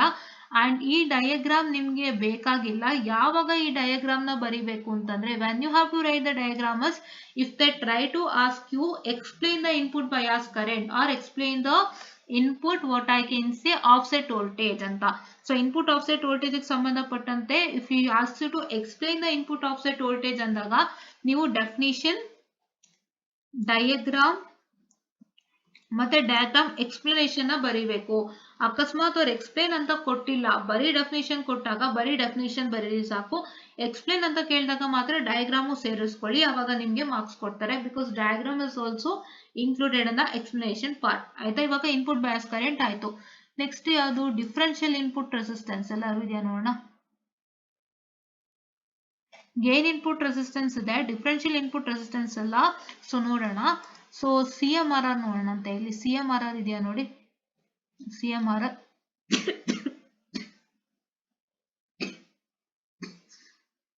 Very sorry. ಸೊ ಟೈಮ್ ಜಾಸ್ತಿ ತಗೊಳ್ತಾ ಇದೆ. ಸೊ ದಯವಿಟ್ಟು ಟೈಮ್ ನೋಡಬೇಡಿ, ನಾನು ಆಲ್ರೆಡಿ ಹೇಳ್ದಂಗೆ ಕಂಟೆಂಟ್ ನೋಡಿ ಸಾಕು. ಓಕೆನಾ? ಸೊ ಇಲ್ಲಿ common mode rejection ratio which stands for CMRR. So CMRR ಅಲ್ಲಿ just a minute, I'm very sorry for the distraction. So ನಾನು ತೋರಿಸ್ಕೊಡ್ತಾ ಇದ್ದೀನಿ ಅಲ್ಲ, ಏನೇನ್ ಬರೀಬೇಕು, ನೀವು ಹೇಗೆ ಕ್ವಶನ್ಸ್ ಕೇಳ್ತಾರೆ, ಅದಕ್ಕೆ ನೀವು ಎಷ್ಟು ಆನ್ಸರ್ ಮಾಡಬೇಕು ಅಂತೆಲ್ಲ ಹೇಳ್ತಾ ಇದ್ದೀನಿ. ಸೊ ದಯವಿಟ್ಟು ಫಾಲೋ ಮಾಡಿ ಸ್ಟೂಡೆಂಟ್ಸ್. ಇದೇ ತರ 3 ಮಾಡ್ಯೂಲ್ಗೂ ಸಿಗತ್ತೆ. ಸೊ ನೆಕ್ಸ್ಟ್ ಟ್ರಾನ್ಸ್ಡ್ಯೂಸರ್ ಮಾಡ್ಯೂಲ್ಗೆ, ಕಮ್ಯುನಿಕೇಶನ್ ಮಾಡ್ಯೂಲ್ಗೆ ಸಿಗತ್ತೆ. ಅದ್ರ ನೆಕ್ಸ್ಟ್ ನಿಮ್ಗೆ ಯಾವ್ದಕ್ ಸಿಗತ್ತೆ ಅಂತಂದ್ರೆ ನಿಮ್ಗೆ ಐದರ್ ಮಾಡ್ಯೂಲ್ 2 ಆರ್ ಮಾಡ್ಯೂಲ್ ನಂಬರ್ 4 ಸಿಗತ್ತೆ. ಓಕೆನಾ? ಸೊ CMRR ಏನ್ ಬರೀಬೇಕು ನೋಡಿ. CMRR, the common mode rejection ratio, is defined in several essentially equivalent ways by various manufacturers. So ಇದೇನ್ ಬೇಡ, common mode rejection ratio definition ಮಾತ್ರ ಬೇಕಲ್ವಾ. ಸೊ ಇದು ವೇರಿಯಸ್ ವೇಸ್ ಅಲ್ಲಿ ಡಿಫೈನ್ ಮಾಡಿರ್ತಾರಂತೆ. ಬಟ್ ಇಲ್ಲಿ ಪ್ರಕಾರ ಡೆಫಿನಿಷನ್ ಏನು? It is defined as. So ಇದೆಲ್ಲ ಬೇಡ. Defined in several essentially equivalent ways by various manufacturers ಎಲ್ಲ ಬೇಡ. ಸೊ ನೀವ್ ಏನ್ ಬರೀಬೇಕು? The CMRR, the common mode rejection ratio, is defined as the, it can be no beda, is defined common mode rejection ratio CMRR is anta baradu ilinda start ಮಾಡಿ. Defined as the ratio of the differential voltage gain AD to the common mode voltage gain ACM, that is CMRR is equal to AD divided by ACM. AD and ACM ಏನು ಅಂತಿಲ್ಲ ಹೇಳಿದಿರಾ. So ಅದನ್ನೇನು specific ಆಗಿ ಬರೆಯೋಂಗಿಲ್ಲ. Like where AD is equal to this and ACM is equal to this ಅಂತ ಏನು ಬರೆಯೋ ಅವಶ್ಯಕತೆ ಇಲ್ಲ. ಓಕೆನಾ? Yes. So that is what is the thing. ಏನ್ ಬರೀಬೇಕು? ಕಾಮನ್ ಮೋಡ್ ರಿಜೆಕ್ಷನ್ ರೇಷಿಯೋದು ಇಷ್ಟೇ. Common mode rejection ratio CMRR is ಅಂತ ಬರ್ದು ಇಲ್ಲಿಂದ ಸ್ಟಾರ್ಟ್ ಮಾಡಿ. Defined as the ratio of differential voltage gain to the common mode voltage gain, that is CMRR is equal to AD by ACM. ಹೌದಾ? Okay. and the differential voltage gain AD is the same as the large signal voltage gain. ಇವೆಲ್ಲ ಏನು ಬೇಡ. So ನೀವೇನ್ ಮಾಡ್ಬೇಕು ಅಂತಂದ್ರೆ ಇಲ್ಲಿ ನೋಡಿ ತಿರ್ಗಾ ಅವರು ACM ಬಗ್ಗೆ ಈ ACM ಅಂದ್ರೆ ಏನು ಅಂತ ಕೊಟ್ಟಿದ್ದಾರೆ, ಮತ್ತೆ ತಿರ್ಗಾ ಇದರಲ್ಲಿ VOCM ಅಂದ್ರೆ ಏನು, VCM ಅಂತೆಲ್ಲ ಕೊಟ್ಟಿದ್ದಾರೆ. ಸೊ ಇವನ್ನೆಲ್ಲ ನೀವೇನ್ ಮಾಡ್ಬೇಕಾಗುತ್ತೆ ಅಂದ್ರೆ if you want to write all this, so if you asks you to explain CMRR, ಆವಾಗ ನೀವು ಇದನ್ನ ಬರೀಬೇಕಾಗತ್ತೆ. CMRR ಎಕ್ಸ್ಪ್ಲೈನ್ ಮಾಡಿ ಕೇಳಿದಾಗ ಮಾತ್ರ ಬರೀಬೇಕಾಗತ್ತೆ. ಬಟ್ ನನಗ್ ಗೊತ್ತಿರೋ ಮಟ್ಟಿಗೆ ಅಥವಾ ನಾವು ನೋಡಿರೋ ಮಟ್ಟಿಗೆ CMRR ಅಲ್ಲಿ ಎಕ್ಸ್ಪ್ಲೇನ್ ಅಂತ ಕೇಳಲ್ಲ, ಓನ್ಲಿ 2 ಮಾರ್ಕ್ಸ್ ಡೆಫಿನಿಷನ್ ಮಾತ್ರ ಕೇಳ್ತಾರೆ. ಇವಾಗ್ಲೇ ಒಂದು ತೋರಿಸಿದೀನಿ ಪ್ರೂಫಿಗೆ ಒಂದು ತೋರಿಸಿದೀನಿ. CMRR ನ ಹೆಂಗ್ ಕೇಳಿದ್ದಾರೆ, 2 ಮಾರ್ಕ್ಸ್ಗೆ ಕೇಳಿದಾನ ಅಷ್ಟೇ. ಸೊ ಹಂಗಾಗಿ 2 ಮಾರ್ಕ್ಸ್ಗೆ CMRR ನ ಕೇಳಿರೋದ್ರಿಂದ ಸೊ ನೀವು ಏನ್ ಮಾಡ್ಬೇಕಾಗತ್ತೆ, 2 ಮಾರ್ಕ್ಸ್ಗೆ CMRR ನ ಕೇಳಿರೋದ್ರಿಂದ ನೀವೇನ್ ಮಾಡ್ಬೇಕಾಗತ್ತೆ ಅಂತಂದ್ರೆ you have to only write the definition of CMRR along with the formula ಅಷ್ಟೇ, ಆಯ್ತಾ, ಇನ್ನೇನು ಬೇಡ. ಓಕೆನಾ. ನೆಕ್ಸ್ಟ್ CMRR ಕವರ್ ಆಯ್ತು. ಬ್ಯಾಂಡ್ ವಿಡ್ತ್ ಇದೆ, ಸ್ಲೀವ್ ರೇಟ್ ಇದೆ. ಸೊ ಬ್ಯಾಂಡ್ ವಿಡ್ತ್ ಮತ್ತೆ ಸ್ಲೀವ್ ರೇಟ್ ನೋಡೋಣ. ಸೊ ಇದಿಲ್ಲ, SVRR ಅಲ್ಲ, so this is not there at all. And large signal voltage ಏನಿದೆ, ಹಿಂಗಿದೆ ನೋಡಿ, ಔಟ್ಪುಟ್ ರೆಸಿಸ್ಟೆನ್ಸ್ ಇದೆ. ಎಲ್ಲಿದೆ ಔಟ್ಪುಟ್ ರೆಸಿಸ್ಟೆನ್ಸ್? ಹೌದಾ, ಇಷ್ಟು ಕಷ್ಟಪಟ್ಟು ಮಾಡ್ತಾ ಇದೀನಿ ನಿಮ್ಗೋಸ್ಕರ, ದಯವಿಟ್ಟು ಇದನ್ನ ನೋಡಿ ಆಯ್ತಾ. ನೋಡೋದ್ರಿಂದ ನಿಮ್ಗೆ ತುಂಬಾ ಹೆಲ್ಪ್ ಇದೆ. ಸೊ ಇದನ್ನ ಕೆಲವು ಕಾಲೇಜಲ್ಲಿ ಮಾಡಿರ್ಬೋದು, ಕೆಲವು ಕಾಲೇಜಲ್ಲಿ ಮಾಡಿಲ್ದೇನೆ ಇರ್ಬೋದು. ಕೆಲವು ಕಾಲೇಜಲ್ಲಿ ಬರೀ ಪಾಠ ಮಾಡ್ಕೊಂಡು ಹೋಗಿರ್ಬೋದು, ಕೆಲವು ಕಾಲೇಜಲ್ಲಿ ಯಾವ ತರ ಕ್ವಶನ್ಸ್ ಬರುತ್ತೆ ಅಂತಾನು ಹೇಳಿರ್ಬೋದು. ಬಟ್ ಯಾರ್ಯಾರಿಗೆ ಸೌಲಭ್ಯ ಸಿಕ್ಕಿಲ್ಲ ಅವ್ರೆಲ್ಲರಿಗೂ ಹೆಲ್ಪ್ ಆಗುತ್ತೆ. ಸೊ ನೀವು ಬಹಳಷ್ಟು ಜನ ಟಕ್ಕಂತ ಕಮೆಂಟ್ ಮಾಡ್ಬೋದು, ಮ್ಯಾಮ್ ಇದು ನಮ್ಗೆ ಆಲ್ರೆಡಿ ಕಾಲೇಜಲ್ಲಿ ಹೇಳಿದ್ರು ಮ್ಯಾಮ್, ನೀವು ಇದನ್ನೇ ಹೇಳ್ತಿದ್ದೀರಲ್ಲ ಮತ್ತೆ ಅಂತ. ದಯವಿಟ್ಟು ತಪ್ಪು ತಿಳ್ಕೊಬೇಡಿ, ಇದು ಎಲ್ಲರಿಗೂ ಆಗುತ್ತೆ. ಸೊ ಕೆಲವ್ರಿಗೆ ನಿಮ್ಮಷ್ಟು ಫೆಸಿಲಿಟಿನೂ ಇರೋದಿಲ್ಲ, ಕೆಲವು ಕಾಲೇಜಲ್ಲಿ ಪಾಪ ನಿಮ್ಮಷ್ಟು ಮಾಡಿರೋದಿಲ್ಲ. ಸೊ ಅಂಥವ್ರಿಗೆ ಯೂಸ್ ಆಗುತ್ತೆ. ಸೊ ದಯವಿಟ್ಟು ನೋಡಿ ಸಪೋರ್ಟ್ ಮಾಡಿ ಅಷ್ಟೇ. Don't put that comment back again, because ಇದನ್ನ ಯಾವ್ಯಾವ ಕಾಲೇಜಲ್ಲಿ ಪಾಪ ಟೀಚಿಂಗ್ ಕರೆಕ್ಟಾಗಿ ಆಗಿರಲ್ಲ, ಅವ್ರಿಗೆ ಇಷ್ಟೆಲ್ಲ ಗೊತ್ತಾಗಿರಲ್ಲ, ಐಡಿಯಾ ಇರೋದಿಲ್ಲ, ಅವರಿಗೋಸ್ಕರ ನಾನು ಮಾಡ್ತಾ ಇದ್ದೀನಿ. ಸೊ ದಯವಿಟ್ಟು ಅವ್ರನ್ನ ಮನಸ್ಸಿನಲ್ಲಿ ಇಟ್ಕೊಂಡು ಮಾಡ್ತಾ ಇದ್ದೀನಿ. ಸೊ ನಿಮ್ಗೆ ಅಕಸ್ಮಾತ್ ಇದು ಕಾಲೇಜಲ್ಲಿ ಹೇಳಿದಾರ, ಹಂಗೆ ಮನಸ್ಸಿನಲ್ಲಿ ಇಟ್ಕೊಳ್ಳಿ. ನಿಮಗ್ ಅಕಸ್ಮಾತ್ ಹೇಳಿಲ್ವಾ, ಪ್ರೀತಿಯಿಂದಾನೇ ನೋಡಿ, ಇದನ್ನೆಲ್ಲ ನೋಟ್ಸ್ ಇಟ್ಕೊಂಡು ಲಿಸ್ಟ್ ಮಾಡ್ಕೊಳ್ಳಿ, ಓದಿ ಒಳ್ಳೆ ರಿಸಲ್ಟ್ ತಗೊಳ್ಳಿ, ಬೇರೇನು ನನಗ್ ಬೇಡ ಆಯ್ತಾ. This is what is I wanted, right. So ಹಾಗಾಗಿ ದಯವಿಟ್ಟು ಟಕ್ಕಂತ ಕಾಮೆಂಟ್ ನ ಹಾಕ್ಬೇಡಿ, ಇದು ತುಂಬಾ ಜನಕ್ಕೆ ಹೆಲ್ಪ್ ಆಗೋಗಿದೆ. ಸೊ ನಿಮ್ಗಾಗಿಲ್ಲ ಅಂದ್ರೂ ಪರವಾಗಿಲ್ಲ, ಇನ್ನೊಬ್ರಿಗೆ ಆಗತ್ತಲ್ಲ, ಸೊ ಅದು ಖುಷಿ. ಓಕೆನಾ. ಎಸ್. ಅಂಡ್ ನೆಕ್ಸ್ಟ್ ಏನು ಅಂತಂದ್ರೆ, ಔಟ್ಪುಟ್ ರೆಸಿಸ್ಟೆನ್ಸ್ ಬಗ್ಗೆ ಮಾತಾಡೋಣ. ಔಟ್ಪುಟ್ ರೆಸಿಸ್ಟೆನ್ಸ್ ಬಗ್ಗೆ ಮಾತಾಡುವಾಗ, output resistance that is R0 is the equivalent resistance that can be measured between the output terminal of the op-amp and the ground or common point. It is 75 ohm for the 74C op-amp. So ಇದಿಷ್ಟು ಬರೀಬೇಕು, ಇದಿಷ್ಟು ಬರೋದ್ರೆ ನಿಮ್ಗೆ 2 marks ಕೊಡ್ತಾರೆ. So ಅದೇ ಹೇಳಿದ್ನಲ್ಲ, define the operational amplifier parameter ಅಂತ ಹೇಳಿ. So ಈ ಒಂದು ಓಪ್ಯಾಂಪ್ ಪ್ಯಾರಾಮೀಟರ್ಸ್ ನ ಒಂದಿಷ್ಟು ಲಿಸ್ಟ್ ಮಾಡ್ತಾರೆ ಅವರು ಕ್ವಶನ್ ಪೇಪರ್ ಅಲ್ಲಿ. ಅಷ್ಟು ಓಪ್ಯಾಂಪ್ ಆಂಪ್ಲಿಫೈಯರ್ಸ್ ನ, ಅಷ್ಟು ಆಪರೇಷನಲ್ ಆಂಪ್ಲಿಫೈರ್ ನ ನೀವೇನ್ ಮಾಡ್ಬೇಕಾಗತ್ತೆ, ಡಿಫೈನ್ ಮಾಡ್ಬೇಕಾಗತ್ತೆ. ಅಷ್ಟು ಆಪರೇಷನಲ್ ಆಂಪ್ಲಿಫೈರ್ ನ ಏನ್ ಮಾಡ್ಬೇಕಾಗತ್ತೆ, ಡಿಫೈನ್ ಅನ್ನ ಮಾಡ್ಬೇಕಾಗತ್ತೆ. ಸೊ ಡಿಫೈನ್ ಅನ್ನ ಮಾಡಿದ್ರೆ ನಿಮ್ಗೆ 2 ಮಾರ್ಕ್ಸ್ ಕೊಡ್ತಾರೆ, ಇಲ್ಲ 1 ಮಾರ್ಕ್ಸ್ ಕೊಡ್ತಾರೆ. 1 ಮಾರ್ಕ್ಸ್ ಯಾವಾಗ ಕೊಡ್ತಾರೆ ಅಂದ್ರೆ, ನಿಮ್ಗೆ ಅಕಸ್ಮಾತ್ 5 ಮಾರ್ಕ್ಸ್ ಗೆ ಕೊಟ್ಟಾಗ 5 ಡೆಫಿನೇಷನ್ ಕೊಟ್ಟುಬಿಟ್ಟು ನಿಮಗೆ 5 ಸೆಟ್ ಆಫ್ ಡೆಫಿನೇಷನ್ಸ್ ನ ಲಿಸ್ಟ್ ಮಾಡಿ 5 ಮಾರ್ಕ್ಸ್ ಗೆ ಕೊಟ್ಟಾಗ 1 ಡೆಫಿನೇಷನ್ 1 ಮಾರ್ಕ್ಸ್ ಆಗುತ್ತೆ. ಹೌದಾ. ನಿಮ್ಗೆ 5 ಸೆಟ್ ಆಫ್ ಡೆಫಿನೇಷನ್ ನ ಲಿಸ್ಟ್ ಮಾಡಿ ಅವರು 10 ಮಾರ್ಕ್ಸ್ ಅಂತ ಮೆನ್ಷನ್ ಮಾಡಿದಾಗ ಪ್ರತಿಯೊಂದು ಡೆಫಿನೇಷನ್ 2 ಮಾರ್ಕ್ಸ್ ಗೆ ಈಕ್ವೇಟ್ ಆಗುತ್ತೆ. ಹೌದಾ. So I hope you got my point, right. Okay.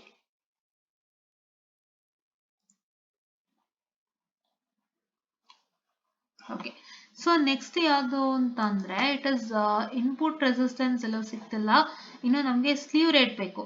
Sleeve rate ಮತ್ತೆ ಬ್ಯಾಂಡ್ ವಿಡ್ತ್ ಸಿಕ್ಕಿಲ್ಲ, ಮತ್ತೆ ಇನ್ಪುಟ್ ಸಿಕ್ಕಿಲ್ಲ, ನೋಡೋಣ ಎಲ್ಲಿದೆ ಅಂತ. ಸೊ ಸ್ಲೀವ್ ರೇಟ್ ಅಂದ್ರೆ, slew rate is defined as the maximum rate of change of voltage per unit of time and is expressed in volts per microsecond, and you are going to write the equation for this.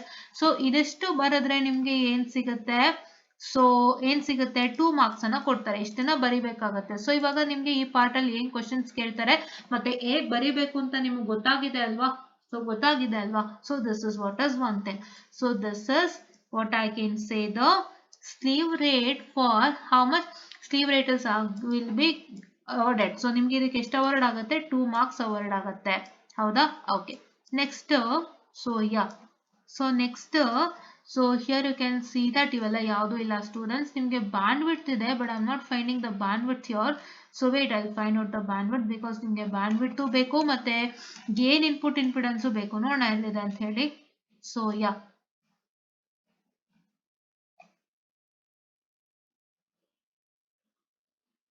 ನಡೆದು differential input resistance ಅಂತ ಹೇಳಿದ್ದಾರೆ. So ನಮಗೆ ಏನ್ ಬೇಕು ಅಂದ್ರೆ gain input resistance ಅಂತ ಹೇಳಿದ್ದಾರೆ, ಮತ್ತೆ ಔಟ್ಪುಟ್ ರೆಸಿಸ್ಟೆನ್ಸ್ ಅಂತ ಹೇಳಿದ್ದಾರೆ, ಬ್ಯಾಂಡ್ ವಿಡ್ತ್ ಹೇಳಿದ್ದಾರೆ. ಸೊ ಬ್ಯಾಂಡ್ ವಿಡ್ತ್ ಗೆ ನೀವೇನ್ ಮಾಡ್ತೀರಾ ಅಂದ್ರೆ, ಸಿಕ್ಕಿಲ್ಲ ಅಂದ್ರೆ ಜಸ್ಟ್ ಆಯ್ತು general definition for band width. Band width general definition ಏನಿದೆಯಲ್ಲ ಸ್ಟೂಡೆಂಟ್ಸ್, ಅದನ್ನ ಹುಡ್ಕೊಂಡ್ ಬರೀರಿ, ನಿಮ್ಗೆ ಇದ್ರಲ್ಲಿ ಸಿಗುತ್ತೆ ಗೂಗಲ್ ಅಲ್ಲಿ, ಆಯ್ತಾ. ಸೊ ಇದು ಬಂದು ಡಿಫರೆನ್ಷಿಯಲ್ ಇದೆ ನೋಡಿ, ಇದು ಬಂದು ಸಾರಿ ಡಿಫರೆನ್ಷಿಯಲ್ ಇನ್ಪುಟ್ ರೆಸಿಸ್ಟೆನ್ಸ್ ಅಂತ ಹೇಳಿದ್ದಾರೆ. ಸೊ ನೀವೇನ್ ಮಾಡಿ ಅಂತಂದ್ರೆ, ಅಕಸ್ಮಾತ್ ಗೇನ್ ಇನ್ಪುಟ್ ಇಂಪಿಡೆನ್ಸ್ ಸಿಕ್ಲಿಲ್ಲ ಅಂದ್ರೆ differential input resistance, sorry gain input resistance ಸಿಕ್ಕಿಲ್ಲ ಅಂದ್ರೆ ಡಿಫರೆನ್ಷಿಯಲ್ ಇನ್ಪುಟ್ ರೆಸಿಸ್ಟೆನ್ಸ್ ನೇ ಬರೀರಿ. ಇದು ಡೆಫಿನಿಷನ್ ಇಲ್ಲಿಂದ ಇಲ್ಲಿ ತನಕ. So differential input resistance is the equivalent resistance that can be measured at either the inverting or non-inverting input terminal with the other terminal connected to the ground. ಇಲ್ಲಿಂದ ಇಲ್ಲಿ ತನಕ ಬರೀರಿ. ಸೊ ಇಲ್ಲಿಂದ ಇಲ್ಲಿ ತನಕ ಬರೆದ್ರೆ ಆಯ್ತು 2 ಮಾರ್ಕ್ಸ್ ಕೊಡ್ತಾರೆ. ಹೌದಾ, ಗೊತ್ತಾಯ್ತಾ ಈ ಪಾರ್ಟ್ ಅಲ್ಲಿ ಏನ್ ಕ್ವಶನ್ ಬರುತ್ತೆ ಅಂತ? ಓಕೆ. ಸೊ ಇದು ಬಹಳಷ್ಟು ಜನಕ್ಕೆ ಸಿಗೋದಿಲ್ಲ ಪಾಪ, ಬಹಳಷ್ಟು ಜನಕ್ಕೆ ಇನ್ನೂ ಹೇಳೋದಿಲ್ಲ, ಪಾಠ ಮಾಡ್ಕೊಂಡು ಹೋಗ್ಬಿಡ್ತಾರೆ ಕ್ಲಾಸ್ ಅಲ್ಲಿ. ಸೊ ಜಸ್ಟ್ ಬರೀ ಪಾಠ ಕೇಳಿಸ್ಕೋಬೇಕಾಗುತ್ತೆ, ಅವ್ರಿಗೆ ಪಾಠ ಬಿಟ್ಟು ಬೇರೆ ಏನು ಗೊತ್ತಿರಲ್ಲ. ಒಂದು ಸಿಲೆಬಸ್ ತಗೊಳ್ತಾರೆ, ಕಾನ್ಸೆಪ್ಟ್ ತಗೊಳ್ತಾರೆ, ಕಾನ್ಸೆಪ್ಟ್ ನ ಟೀಚ್ ಮಾಡ್ಬೇಕು, ಮಾಡಿ ಹೋಗ್ತಾರೆ, ಬಟ್ ಇವನ್ನೆಲ್ಲ ಹೇಳಿರೋದಿಲ್ಲ ಕೆಲವು ಕಡೆ. ಸೊ ಹಂಗಾಗಿ ನೀವು ಡೈರೆಕ್ಟ್ ಆಗಿ ನಮ್ಗೆ ಇದು ಹೇಳಿದ್ದಾರೆ ಮ್ಯಾಮ್ ಇದು ಗೊತ್ತು ಅಂತ ಕಾಮೆಂಟ್ ಮಾಡ್ಬೇಡಿ, ಗೊತ್ತಿದ್ರು ದಯವಿಟ್ಟು ಸುಮ್ಮನೆ ಇದ್ಬೇಡಿ, ಆಯ್ತಾ. ನಾನು ಮತ್ತೆ ಮತ್ತೆ ಹೇಳ್ತಾ ಇದೀನಿ, ಏನಕ್ಕೆ ಅಂದ್ರೆ ನಿಮಗ್ ಗೊತ್ತಿರ್ಬೋದು ಬಟ್ ಅದು ಬೇರೆಯವ್ರಿಗೆ ಗೊತ್ತಿರಲ್ವಲ್ಲ. ಬೇರೆಯವ್ರಿಗೆ ಗೊತ್ತಿದ್ರು ಇರ್ಬೋದು, ಗೊತ್ತಿಲ್ದೇನೂ ಇರ್ಬೋದು, ಪಾಪ ಅವ್ರಿಗೆ ಇದನ್ನೆಲ್ಲ ಹೇಳಿಲ್ದೇನೂ ಇರ್ಬೋದು. ಸೊ ಅವ್ರಿಗೆ ಯೂಸ್ ಆಗ್ತಿರುತ್ತಲ್ವಾ. ನಿಮ್ಗೆ ಅಕಸ್ಮಾತ್ ಗೊತ್ತಿದ್ಯಾ ಸುಮ್ಮನೆ ಇದ್ಬಿಡಿ, ಇಲ್ಲ ಅಂತಂದ್ರೆ ನೋಡ್ಕೊಳ್ಳಿ, ನೋಟ್ಸ್ ಇಟ್ಕೊಂಡು ನೀಟಾಗಿ ಬರ್ಕೊಳ್ಳಿ. ನಾನು ಹೇಳಿರುವಂತ ಕ್ವಶನ್ಸ್ನೆಲ್ಲ ಅಷ್ಟನ್ನು ಓದ್ಕೊಳ್ಳಿ. ಏನ್ ಆನ್ಸರ್ ಬರಿಬೇಕು ಅಂತ ಕೂಡ ಹೇಳಿದ್ದೀನಿ, ಯಾರು ಹೇಳಲ್ಲ ಈ ಕ್ವಶನ್ಗೆ ಏನ್ ಆನ್ಸರ್ ಬರಿಬೇಕು ಅಂತ, ನಿಮಗೆ ಜಸ್ಟ್ ಟೀಚ್ ಮಾಡ್ತಾರೆ. ನಾನು ಆನ್ಸರ್ ಇಂದನೂ ತೋರಿಸ್ತಾ ಇದೀನಿ ಎಲ್ಲಿಂದ ಎಲ್ಲಿ ತನಕ ಬರಿಬೇಕು ಅಂತ. ಸೊ ಅದನ್ನೆಲ್ಲ ಲಿಸ್ಟ್ ಮಾಡ್ಕೊಳ್ಳಿ, ಓದ್ಕೊಳ್ಳಿ, ಬರ್ಕೊಳ್ಳಿ, ಎಕ್ಸಾಮಿಗೆ ಬರೀರಿ, ಪಾಸ್ ಮಾಡ್ಕೊಳ್ಳಿ ಅಷ್ಟೇ, ರೈಟ್. ಓಕೆ. ಸೊ ಅದಕ್ಕೆ ಹೇಳ್ತಾ ಇದೀನಿ, ಅದೊಂಥರ silly comments that you all do. ಗೊತ್ತಿದ್ರೆ ಸುಮ್ಮನೆ ಇದ್ಬಿಡಿ ಅಷ್ಟೇ. If you know all this please to be quiet and just see once what is in ಅಷ್ಟೇ. So next ideal op amp. ಹೌದಾ. ಸೊ ನೆಕ್ಸ್ಟ್ ಇಸ್ ಯಾವುದು ideal op amp. So ideal op amp ಬರ್ತಾ ಇದೀವಿ, which is 2.3.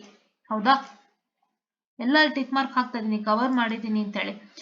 Ideal op amp would exhibit the following electrical characteristic. ಇವಾಗ ನೋಡಿ ಈ question ಎಲ್ಲಿದೆ, briefly discuss the ideal characteristic of an op amp. ಎಷ್ಟು marks ಕೇಳಿದ್ದಾರೆ? 7 marks ಕೇಳಿದ್ದಾರೆ. This question is very much important, as well as this question is been asked in the model question paper. Model question paper number 1. ಹೌದಾ. Okay. So ಇವಾಗ ಯಾವ್ದು important question ಆಯ್ತು? First, what is an op amp with a neat label diagram? Explain the, what I can say, with a neat label diagram explain the block diagram representation of a typical op amp. ಈ question ತುಂಬಾ important. ಮತ್ತೆ define the following operational amplifier parameter or op amp parameter, that is CMRR, sleeve rate, bandwidth, input offset voltage and input bias current, input offset current, output resistance and gain input resistance. ಇವೆಲ್ಲ ಕೇಳ್ತಾರೆ for 2 marks. ಇದರಲ್ಲಿ ಇಷ್ಟು ಓಪ್ amp parameter ನಲ್ಲಿ ಅವ್ರಿಗೆ ಯಾವ್ದು ಬೇಕಾದ್ರೂ ಕೇಳ್ಬೋದು.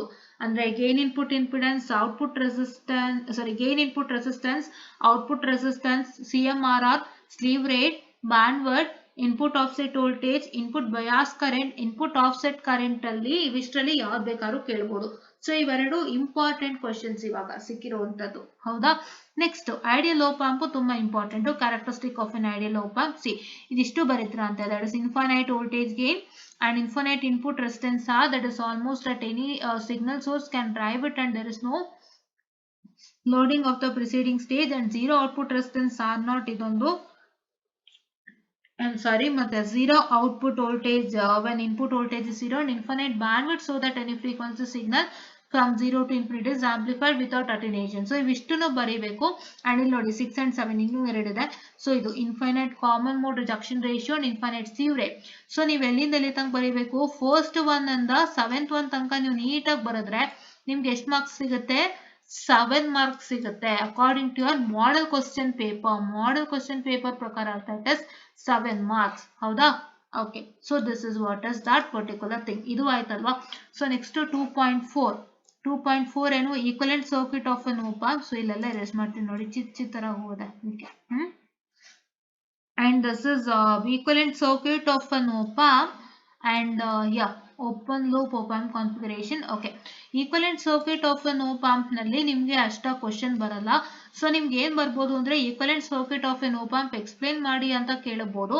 So ಅವಾಗ ಇಲ್ಲಿ ಫಿಗರ್ 2.7 ಇಲ್ಲಿಂದ ನೀವೇನ್ ಮಾಡ್ಬೇಕು ಅಂತಂದ್ರೆ, ಸೊ ಇಲ್ಲಿ ತನಕ ಬರೀರಿ, ಇಲ್ಲಿ ತನಕ ಬರೆದ್ಬಿಟ್ಟು, ಸೊ ಇದೇ equivalent circuit of an op amp ಇದನ್ನ ಬರೆದು ಈ ಡಯಾಗ್ರಾಮ್ ನ ಫಸ್ಟ್ ಬರೆದು the figure above shows the equivalent circuit of an op amp ಅಂತ ಹೇಳ್ಬಿಟ್ಟು ನೀವೇನ್ ಮಾಡ್ಬೇಕಾಗತ್ತೆ, ಸೊ ಇಲ್ಲಿಂದ ನೀವು ಎಲ್ಲಾನು ಪಾಯಿಂಟ್ ವೈಸ್ ಅಲ್ಲಿ ಬರೀತೀರಾ ಅಂತೆ. ಪಾಯಿಂಟ್ ವೈಸ್ ಹೆಂಗೆ ಬರೆಯೋದು ಅಂತ ಹೇಳ್ಕೊಟ್ಟಿದ್ದೀನಿ ತಾನೆ ನೋಡಿ. ಇಲ್ಲಿಂದ figure shows the equivalent circuit of an op amp ಇದೊಂದು ಪಾಯಿಂಟ್ ಆಯ್ತು. ಮತ್ತೆ ತಿರ್ಗಾ ಫುಲ್ ಸ್ಟಾಪ್ ಆದ್ಮೇಲಿಂದ ಇಲ್ಲಿಂದ ಸ್ಟಾರ್ಟ್ ಆಗಿ ನೆಕ್ಸ್ಟ್ ಫುಲ್ ಸ್ಟಾಪ್ ಅಲ್ಲಿ ಇಲ್ಲಿ, ಸೊ ಇದು ಸೆಕೆಂಡ್ ಪಾಯಿಂಟ್ ಆಯ್ತು. ಅದೇ ತರ ಎಲ್ಲಾನು ನೀವು ಪಾಯಿಂಟ್ ವೈಸ್ ಮಾಡ್ಕೊಂಡು ಮಾಡ್ತೀರಾ ಅಂತೆ. ಸೊ ಎಲ್ಲಿಂದ ಬರೀಬೇಕು, ಫಿಗರ್ 2.7 ಇಂದ ನೀವು with respect to ground V2 ತನಕ ಬರೀಬೇಕು. ಇಷ್ಟು ಬರೆದ್ರೆ ನಿಮ್ಗೆ ಒಳ್ಳೆ ಮಾರ್ಕ್ಸ್ ಕೊಡ್ತಾರೆ. ಸೊ ಫಸ್ಟ್ ಫಿಗರ್ ಬರೀಬೇಕು. ಫಿಗರ್ ಬರದ್ಮೇಲೆ ಏನ್ ಕ್ವಶನ್ ಕೇಳ್ತಾರೆ ಅಂದ್ರೆ, discuss the equivalent circuit of an op amp or explain the equivalent circuit of an op amp ಅಂತ ಕೇಳ್ತಾರೆ. ಅವಾಗ ನೀವೇನ್ ಮಾಡ್ಬೇಕು, ಫಸ್ಟ್ ಈ ಡಯಾಗ್ರಾಮ್ ನ ಬರೀರಿ. ಈ ಡಯಾಗ್ರಾಮ್ ನ ಬರದ್ಬಿಟ್ಟು ಸೊ ನೀವೇನ್ ಮಾಡ್ತೀರಾ ಅಂತಂದ್ರೆ, ಸೊ ಇಲ್ಲಿ ಫಿಗರ್ 2.7 ಅಂತ ಬರೆದು ಇಲ್ಲಿಂದ ಸ್ಟಾರ್ಟ್ ಮಾಡಿ ಇಲ್ಲಿ that is inverting terminal with respect to ground ಅಂತ ಬರೆದ್ಬಿಟ್ಟು, ಸೊ ನೀವೇನ್ ಮಾಡ್ಬೇಕು ಅಂತಂದ್ರೆ, what is that you are suppose to do is you are suppose to just write in points. ಇಷ್ಟು ಬರೆದ್ರೆ ಮಾರ್ಕ್ಸ್ ಕೊಡ್ತಾರೆ. ಸೊ ನೆಕ್ಸ್ಟ್ ಯಾವ ಟಾಪಿಕ್ ಅಂದ್ರೆ, ಸೊ 2.6 ಆಯ್ತು ಇವಾಗ. So 6.5.1 student. ಸೊ ಇದಕ್ಕೆ ಹೋಗ್ತೀನಿ ನಾನು. So I just open that, please wait. 6.4 ಇದ್ದೇನೆ.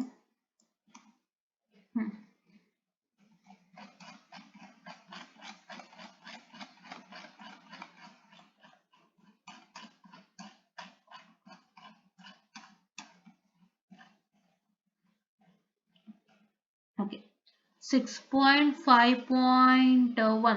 ಸೊ ಇದನ್ನ ಹೇಗೆ ಪ್ರಾಕ್ಟೀಸ್ ಮಾಡಬೇಕು ಅಂತ ಒಂದು ಐಡಿಯಾಲಜಿ ಹಾಕೊಂಡಿದ್ದೀನಿ, ಅದು ಹೇಳ್ಕೊಡ್ತೀನಿ ನೋಡಿ. 6.5.1 ನಿಮಗೆ discussing with respect to different type of configurations ಆಯ್ತಾ. Different type of configuration discuss ಮಾಡ್ತಾ ಇದ್ದಾರೆ. That is what I can say the inverting configuration and non inverting configuration ಬಗ್ಗೆ ಡಿಸ್ಕಸ್ ಮಾಡ್ತಾ ಇದ್ದಾರೆ. ಡಿಸ್ಕಸಿಂಗ್ ವಿತ್ ರೆಸ್ಪೆಕ್ಟ್ ಟು ಇಲ್ಲಿ ಬಂದಿದೀವಿ ನಾವು, inverting configuration and non inverting configuration. ನಾವು ಇದು ಮಿಸ್ ಮಾಡಿದ್ವಿ ಅನ್ಸುತ್ತೆ. ಯಾವುದು op amp configurations, differential amplifier and inverting and non inverting ನಾವು ಮಿಸ್ ಮಾಡಿದ್ವಿ ಅನ್ಸುತ್ತೆ. ಅದಕ್ಕೆ ಮತ್ತೆ ಬರ್ತೀನಿ ನಾನು ವಾಪಸ್ಸಿಂದಕ್ಕೆ. So inverting and non inverting configuration, differential configuration discuss ಮಾಡಿದ್ದಾರೆ. ಸೊ ಇದಕ್ಕೆ ನೀವೇನ್ ಮಾಡ್ಬೇಕು ಅಂದ್ರೆ, ಏನು ಮಾಡಬೇಡಿ ಸ್ಟೂಡೆಂಟ್ಸ್, ಇನ್ವರ್ಟಿಂಗ್ ಕಾನ್ಫಿಗರೇಷನ್ ಅಲ್ಲಿ ನಿಮ್ಗೆ ಏನಾಗುತ್ತೆ ಅಂತಂದ್ರೆ, ಅವರು ಕ್ವಶನ್ಸ್ ನ ನಿಮ್ಗೆ ಕೇಳೋ ಹಾಗಿದ್ರೆ, so discuss with respect to inverting configuration, non inverting configuration ಅಥವಾ what I can say the differential configuration ಅಂತ ಕ್ವಶನ್ಸ್ ಕೇಳ್ತಾರೆ. ಸೊ ಅವಾಗ ಕ್ವಶನ್ಸ್ ಕೇಳಿದಾಗ ಏನಾಗುತ್ತೆ ಅಂತಂದ್ರೆ, ಸೊ ನಿಮ್ಗೆ ಇಲ್ಲಿ ಒಂದು ಕ್ವಶನ್ ಕೇಳಿದ್ದಾರೆ. So derive an expression for 3 input summing circuit ಅಂತ ಕೇಳಿದ್ದಾರೆ. ಸೊ ಇಲ್ಲಿ 3 ಇನ್ಪುಟ್ ಸಮ್ಮಿಂಗ್ ಸರ್ಕ್ಯೂಟ್ ಯಾವ್ದಿದೆ ಅದಕ್ಕೆ ನೀವು ಎಕ್ಸ್ಪ್ರೆಷನ್ ಡಿರೈವ್ ಮಾಡ್ಬೇಕಾಗತ್ತೆ. ಹೌದಾ? ಸೊ ಅದಕ್ಕೆ ನಾನು ಬರ್ತೀನಿ. ಸೊ ಅದಕ್ಕೂ ಮುಂಚೆ ಅದು ಇಲ್ಲೇ ಇದೆ, ಸೊ ಹಂಗಾಗಿ ಬಂದಿದ್ದು. ಸೊ ಇಲ್ಲಿ ನೀವು ನೋಡ್ಬೋದು, ಗಮನ ಇಟ್ಟು. ಸೊ ನೀವು ಇನ್ವರ್ಟಿಂಗ್ ಕಾನ್ಫಿಗರೇಷನ್ ಅಲ್ಲಿ ನೋಡಿ, figure 6.6 shows the inverting configuration with 3 inputs ಅಂತ ಹೇಳಿದ್ದಾರೆ.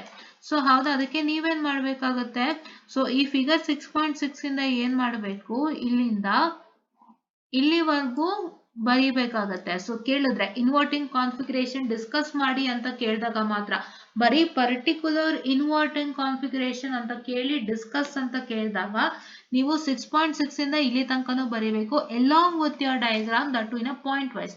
ಪಾಯಿಂಟ್ಸ್ ಮಾಡ್ಕೊಳ್ಳೋದು ಹೆಂಗೆ ಅಂತ ಹೇಳ್ಕೊಟ್ಟಿದ್ದೀನಿ, ಹಂಗೆ ಮಾಡ್ಕೊಳ್ಳಿ. ಇವಾಗ ನೆಕ್ಸ್ಟ್ ಏನಂದ್ರೆ, ಸಮ್ಮಿಂಗ್ ಆಂಪ್ಲಿಫೈಯರ್ ಇದೆ. ಇಲ್ಲಿ ನೋಡಿ, ಗಮನಿಸಿ, ಸಮ್ಮಿಂಗ್ ಇದೆ, ಸ್ಕೇಲಿಂಗ್ ಆರ್ ವೇಟೆಡ್ ಆಂಪ್ಲಿಫೈಯರ್ ಇದೆ, and ನಿಮಿಷ ರೀ, I'll tell you. Scaling or weighted, I'm sorry, please wait. Scaling of weighted amplifier ಇದೆ. ನೆಕ್ಸ್ಟ್ ಯಾವ್ದಿದೆ ಅಂದ್ರೆ ಆವರೇಜ್ ಸರ್ಕ್ಯೂಟ್ ಇದೆ ಆಯ್ತಾ. ಅದೇ ತರ ನಿಮ್ಮ ಒಂದು ನಾನ್ ಇನ್ವರ್ಟಿಂಗ್ ಕಾನ್ಫಿಗರೇಷನ್ ಅಲ್ಲಿ ಏನಿದೆ ಆವರೇಜಿಂಗ್ ಆಂಪ್ಲಿಫೈಯರ್ ಇದೆ, ಸೊ ಸಮಿಂಗ್ ಆಂಪ್ಲಿಫೈಯರ್ ಇದೆ, ಆಮೇಲೆ ನಿಮ್ಗೆ ಏನಿದೆ ಸಮಿಂಗ್ ಆಂಪ್ಲಿಫೈಯರ್ ಇದೆ. ಸೊ ಏನ ಹೇಳಕ್ ಹೊರಟೆ ಅಂದ್ರೆ ನೋಡಿ ಇಲ್ಲಿ ನಿಮ್ಗೆ ಇಲ್ಲೂ ಆವರೇಜಿಂಗ್ ಸರ್ಕ್ಯೂಟ್ ಇದೆ ಮತ್ತೆ ಸಮಿಂಗ್ ಆಂಪ್ಲಿಫೈಯರ್ ಇದೆ. ಸೊ ನೀವೇನ್ ಮಾಡ್ಬೋದು ಇನ್ವರ್ಟಿಂಗ್ ಕಾನ್ಫಿಗರೇಷನ್ ಸಮಿಂಗ್ ಆಂಪ್ಲಿಫೈಯರ್ ಮತ್ತೆ non inverting configuration summing amplifier ಜೊತೆಗೆ ಡಿಫ್ರೆನ್ಸ್ ಮಾಡ್ಬೋದು, ಅಂದ್ರೆ ಒಂದು ಟೇಬಲ್ ಮಾಡ್ಕೋಬಹುದು. ಯಾವ ತರ sorry, you can make two columns ನ ಮಾಡ್ಕೊಂಡು ಒಂದು summing amplifier of the inverting configuration, ಇನ್ನೊಂದು summing amplifier of the non inverting configuration ಬರ್ಕೊಂಡು ಎರಡದು ವ್ಯತ್ಯಾಸ ಬರ್ಕೊಂಡು ಈಸಿಯಾಗಿ ಕಲ್ತ್ಕೋಬಹುದು ಆಯ್ತಾ. ಸೊ ಓಕೆನಾ. ಸೊ ಇದರಲ್ಲೆಲ್ಲ ನಿಮ್ಗೆ ಏನ್ ಕ್ವಶನ್ಸ್ ಕೇಳ್ತಾರೆ ಅಂದ್ರೆ ತುಂಬಾ ಸಿಂಪಲ್ ಆಗಿ summing amplifier, scaling or weighted amplifier and average circuit ಬಗ್ಗೆ ಎಕ್ಸ್ಪ್ಲೇನ್ ಮಾಡಿ ಅಂತ ಕೇಳ್ತಾರೆ. ಸೊ ಅದನ್ನೆಲ್ಲ ನೀವು ಬರೆದು ಎಕ್ಸ್ಪ್ಲೇನ್ ಮಾಡ್ಬೇಕಾಗತ್ತೆ. ಸೊ ಇಲ್ಲಿ ಏನಿದೆಯಲ್ಲ, ಸೊ ಇಲ್ಲಿ ಏನೇನ್ ಕೊಟ್ಟಿದಾರಲ್ಲ, ಸೊ ಇದನ್ನೆಲ್ಲ ಎಕ್ಸ್ಪ್ಲೇನ್ ಮಾಡಿ ಅಷ್ಟೇ, ಇಷ್ಟೇ ಕೊಟ್ಟಿರೋಂಥದ್ದು. ಸೊ ಇಷ್ಟನ್ನೇ ನೀವು ನೀಟಾಗಿ ಎಕ್ಸ್ಪ್ಲೇನ್ ಮಾಡಿ ಆಯ್ತಾ. ಇದರಲ್ಲಿ ಸಮಿಂಗ್ ಆಂಪ್ಲಿಫೈಯರು, ಸ್ಕೇಲ್ಡ್ ಆರ್ ವೇಟಿಂಗ್ ಆಂಪ್ಲಿಫೈಯರು ಮತ್ತೆ ಆವರೇಜ್ ಸರ್ಕ್ಯೂಟ್ ಎಲ್ಲ ಕೇಳ್ತಾರೆ. ಇದ್ರ ಬಗ್ಗೆ ಎಲ್ಲ ಒಂದ್ ಚೂರು ಇಲ್ಲಿ ಏನ್ ಕೊಟ್ಟಿದಾರಲ್ಲ ಇಷ್ಟನ್ನ ಬರ್ಕೊಂಡು ಹೋಗಿ ಸಾಕು, ಬೇರೆ ಏನು ಬೇಡ ಆಯ್ತಾ, ಬೇರೆ ಏನು ಬೇಡ ಓಕೆನಾ. ಸೊ ನೆಕ್ಸ್ಟ್ ಏನು ಅಂತಂದ್ರೆ ನೋಡಿ ಇಲ್ಲಿ ಇನ್ವರ್ಟಿಂಗ್ ಕಾನ್ಫಿಗರೇಷನ್ ವಿತ್ 3 ಇನ್ಪುಟ್ಸ್ ಬಗ್ಗೆ ಡಯಾಗ್ರಾಮ್ ಕೊಟ್ಟಿದ್ದಾರೆ. ನಾನು ಹೇಳ್ದಂಗೆ ಇದಿಷ್ಟುನು ಬರೀ ಇನ್ವರ್ಟಿಂಗ್ ಆಂಪ್ಲಿಫೈಯರ್ ಗೆ ಅಂತ ಹೇಳಿದ್ದೆ.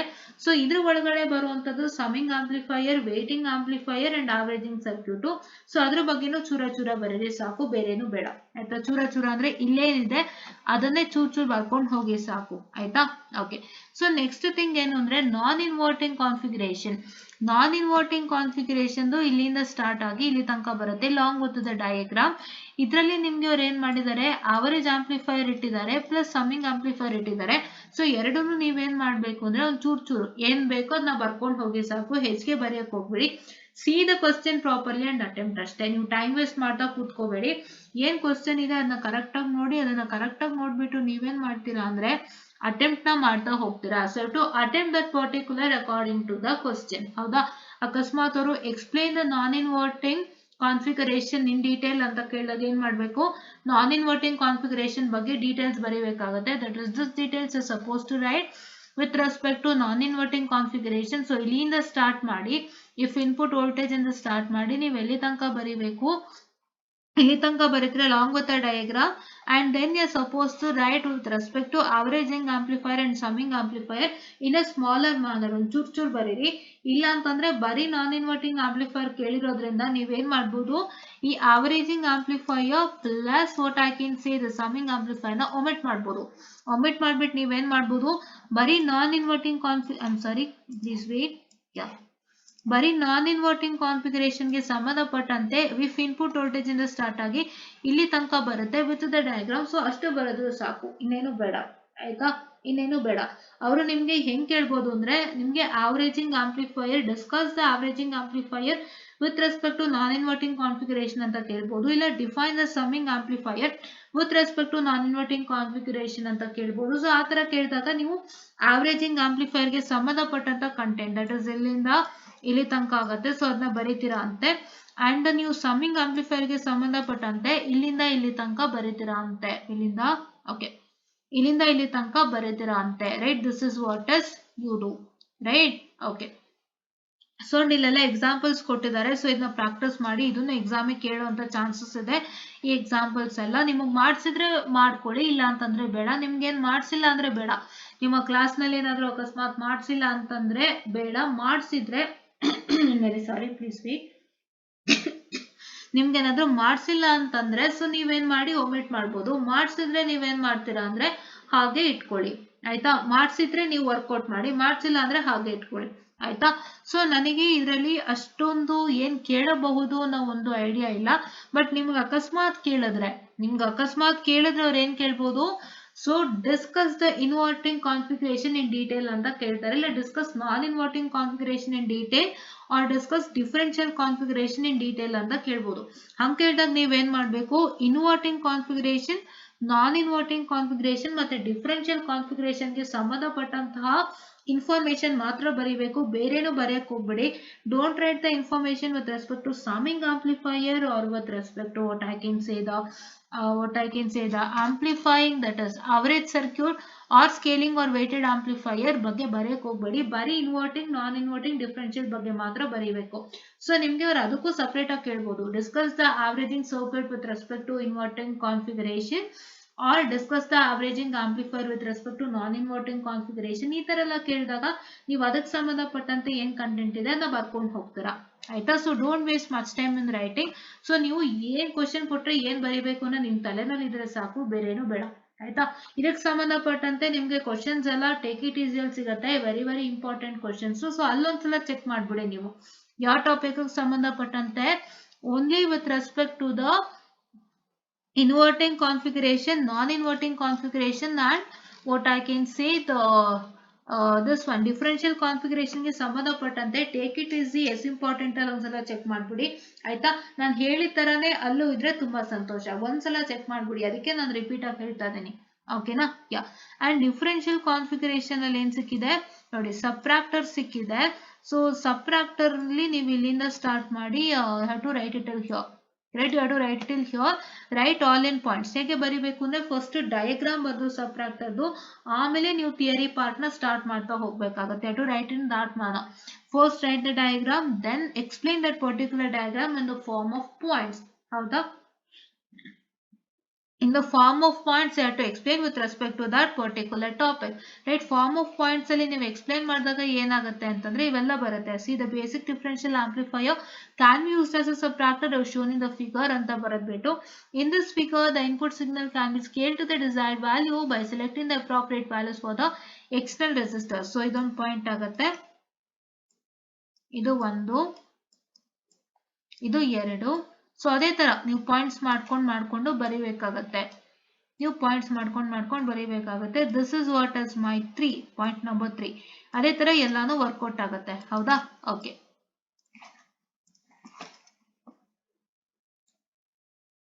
Okay. So now next what is that going to happen is that, so here summing amplifier. So ಇದು summing amplifier ಇಲ್ಲಿದೆ ನೋಡಿ.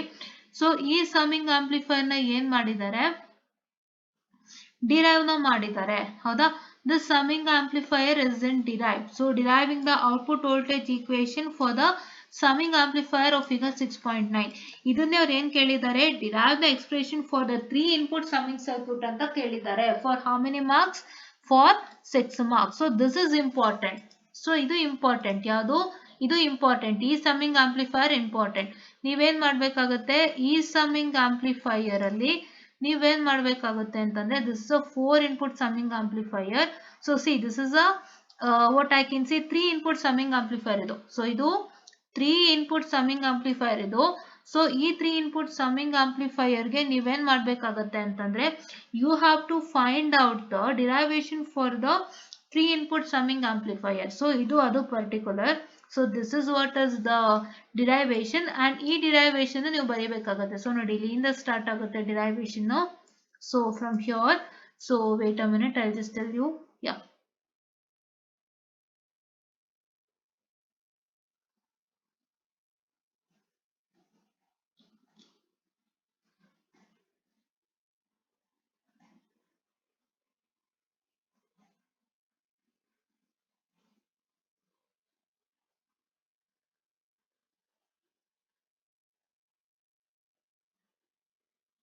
Okay. So just a minute, I'll just tell you about the derivation. I hope this is not the derivation. ಇದಲ್ಲ ಅಂತ ಅನ್ಕೊಳ್ತೀನಿ. So ನೋಡೋಣ, ಈ derivation ಬಂದು ಏನು ಅಂತಂದ್ರೆ, deriving the output voltage equation for the summing amplifier. ಇವ್ರಲ್ಲಿ ಕೇಳ್ತಾ ಇರೋದೇನು, 3 input ಸಮ್ಮಿಂಗ್ ಸರ್ಕ್ಯೂಟ್ ಗೆ ಎಕ್ಸ್ಪ್ರೆಷನ್ ಡಿರೈವ್ ಮಾಡಿ ಅಂತ. ಸೊ ಅದೇನು ಅಂತ ನಾನು ಹೇಳ್ತೀನಿ. I hope this is not that one. If I told it wrong, I am very sorry. ಇನ್ನೊಂದ್ಸಲಿ ಚೆಕ್ ಮಾಡ್ಬಿಟ್ಟು ಹೇಳ್ತೀನಿ ನಾನು. ಬಟ್ ಇದು ಬಂದು ಏನು ಅಂತಂದ್ರೆ, this is nothing but you are going to find out the output voltage of the, that is the 4 input summing amplifier. So ಅದು ಇದು, ಸೊ ಹಂಗಾಗಿ ಅದರದ್ದೇ ಡಿರೈವೇಶನ್ ಕೊಟ್ಟಿದ್ದಾರೆ. along with the explanation. So please to work it out without fail. ಎಲ್ಲರೂ ನಿಮಗೆ derivation ಕಾಣಿಸ್ತು ಅಂತಂದ್ರೆ ದಯವಿಟ್ಟು ಡಿರೈವೇಶನ್ ಪ್ರಾಕ್ಟೀಸ್ ಮಾಡಿ, ಅದರಿಂದ ಒಳ್ಳೆ ರಿಸಲ್ಟ್ ಸಿಗುತ್ತೆ. ಅದನ್ನ ಕೇಳಿದ್ರು ಕೇಳ್ತಾರೆ, ಹೇಳೋಕ್ ಬರಲ್ಲ. Right, this is what is the 4 input summing amplifier, and here they are going to find out the voltage of the 4 input summing amplifier. So ಇದನ್ನ ನೀವು ಪ್ರಾಕ್ಟೀಸ್ ಮಾಡಿ, ಇಲ್ಲಿಂದ ಇಲ್ಲಿ ತನಕ ಬರಿಬೇಕು. ಸೊ ಇಲ್ಲಿಂದ ಓದ್ಕೊಂಡ್ ಬನ್ನಿ. ಇಲ್ಲಿಂದ ಓದ್ಕೊಂಡ್ ಬಂದು ನೀವೇನ್ ಮಾಡ್ಬೇಕು ಅಂತಂದ್ರೆ ಕ್ಲೀನ್ ಆಗಿ ನೀವು ಓದ್ಕೊಂಡ್ ಬಂದು ಸೊ ಇಲ್ಲಿ ತನಕ ನೀವು ಬರಿಬೇಕಾಗುತ್ತೆ with respect to the derivation of the 4 input summing amplifier to find the voltage. ಹೌದಾ, ಇಲ್ಲಿ ನಾನು ಆಕ್ಚುಲಿ 3 input summing amplifier ಗೆ ಸಂಬಂಧಪಟ್ಟಂತಹ ಯಾವುದೇ ರೀತಿಯಾದ ಒಂದು ಡಿರೈವೇಶನ್ ನಾನು ನೋಡ್ಲಿಲ್ಲ, ನೋಡಿದ್ರೆ ಖಂಡಿತ ಹೇಳ್ತೀನಿ ಆಯ್ತಾ. This instrumentation amplifier which is not there for you all. So next topic 6.12 ಸರಿ 6.12 ನೋಡೋಣಂತೆ. 7 okay 6.12 ನೋಡೋಣಂತೆ.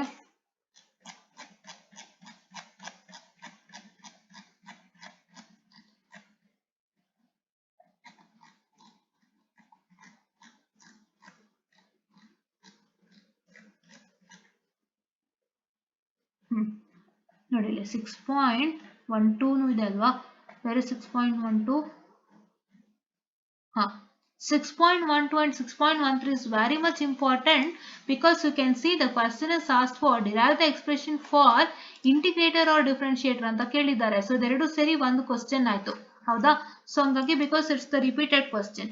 So integrator or differentiator ಅಂತ ಕೇಳಿದಾಗ ಇಲ್ಲಿ 2 ಸತಿ ಕೇಳಿದ್ದಾರೆ ಕ್ವಶನ್ ನ, ಹೌದಾ. ಇಲ್ಲಿ 2 ಸತಿ ಕೇಳಿದಾಗ ನೀವೇನ್ ಮಾಡ್ಬೇಕಾಗುತ್ತೆ, ಇಲ್ಲಿ ನೀವು ಇಂಟಿಗ್ರೇಟರ್ಗೆ ಡಿರೈವ್ ಮಾಡಿ, ಇಲ್ಲಿ ಡಿಫ್ರೆನ್ಶಿಯೇಟರ್ಗೆ ಡಿರೈವ್ ಮಾಡಿ, ಅಥವಾ ಇಲ್ಲೇ ನೀವು ಇಂಟಿಗ್ರೇಟರ್ಗೆ ಡಿರೈವ್ ಮಾಡಿ, ಇಲ್ಲಿ ಡಿಫ್ರೆನ್ಶಿಯೇಟರ್ಗೆ ಡಿರೈವ್ ಮಾಡಿ, ಆ ತರ. So it is up to your wish, ಹೌದಾ.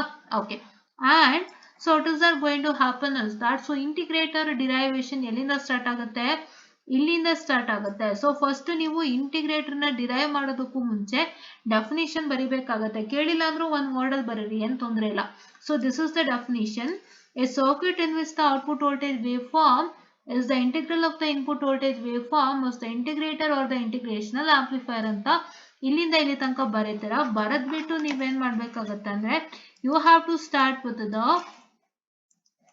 Derivation over here. ಸೊ ಇಲ್ಲಿಂದ ಡಿರೈವೇಶನ್ ಸ್ಟಾರ್ಟ್ ಮಾಡಬೇಕು. ಇಲ್ಲಿಂದ ಸ್ಟಾರ್ಟ್ ಮಾಡಿ ನಿಮ್ಮ ಡಿರೈವೇಶನ್ ಇಲ್ಲಿ ತನಕ ಇರುತ್ತೆ, ಹೌದಾ. ಇಲ್ಲಿ ತನಕ ನಿಮ್ಮ ಡಿರೈವೇಶನ್ ಇರುತ್ತೆ, ಹೌದಾ.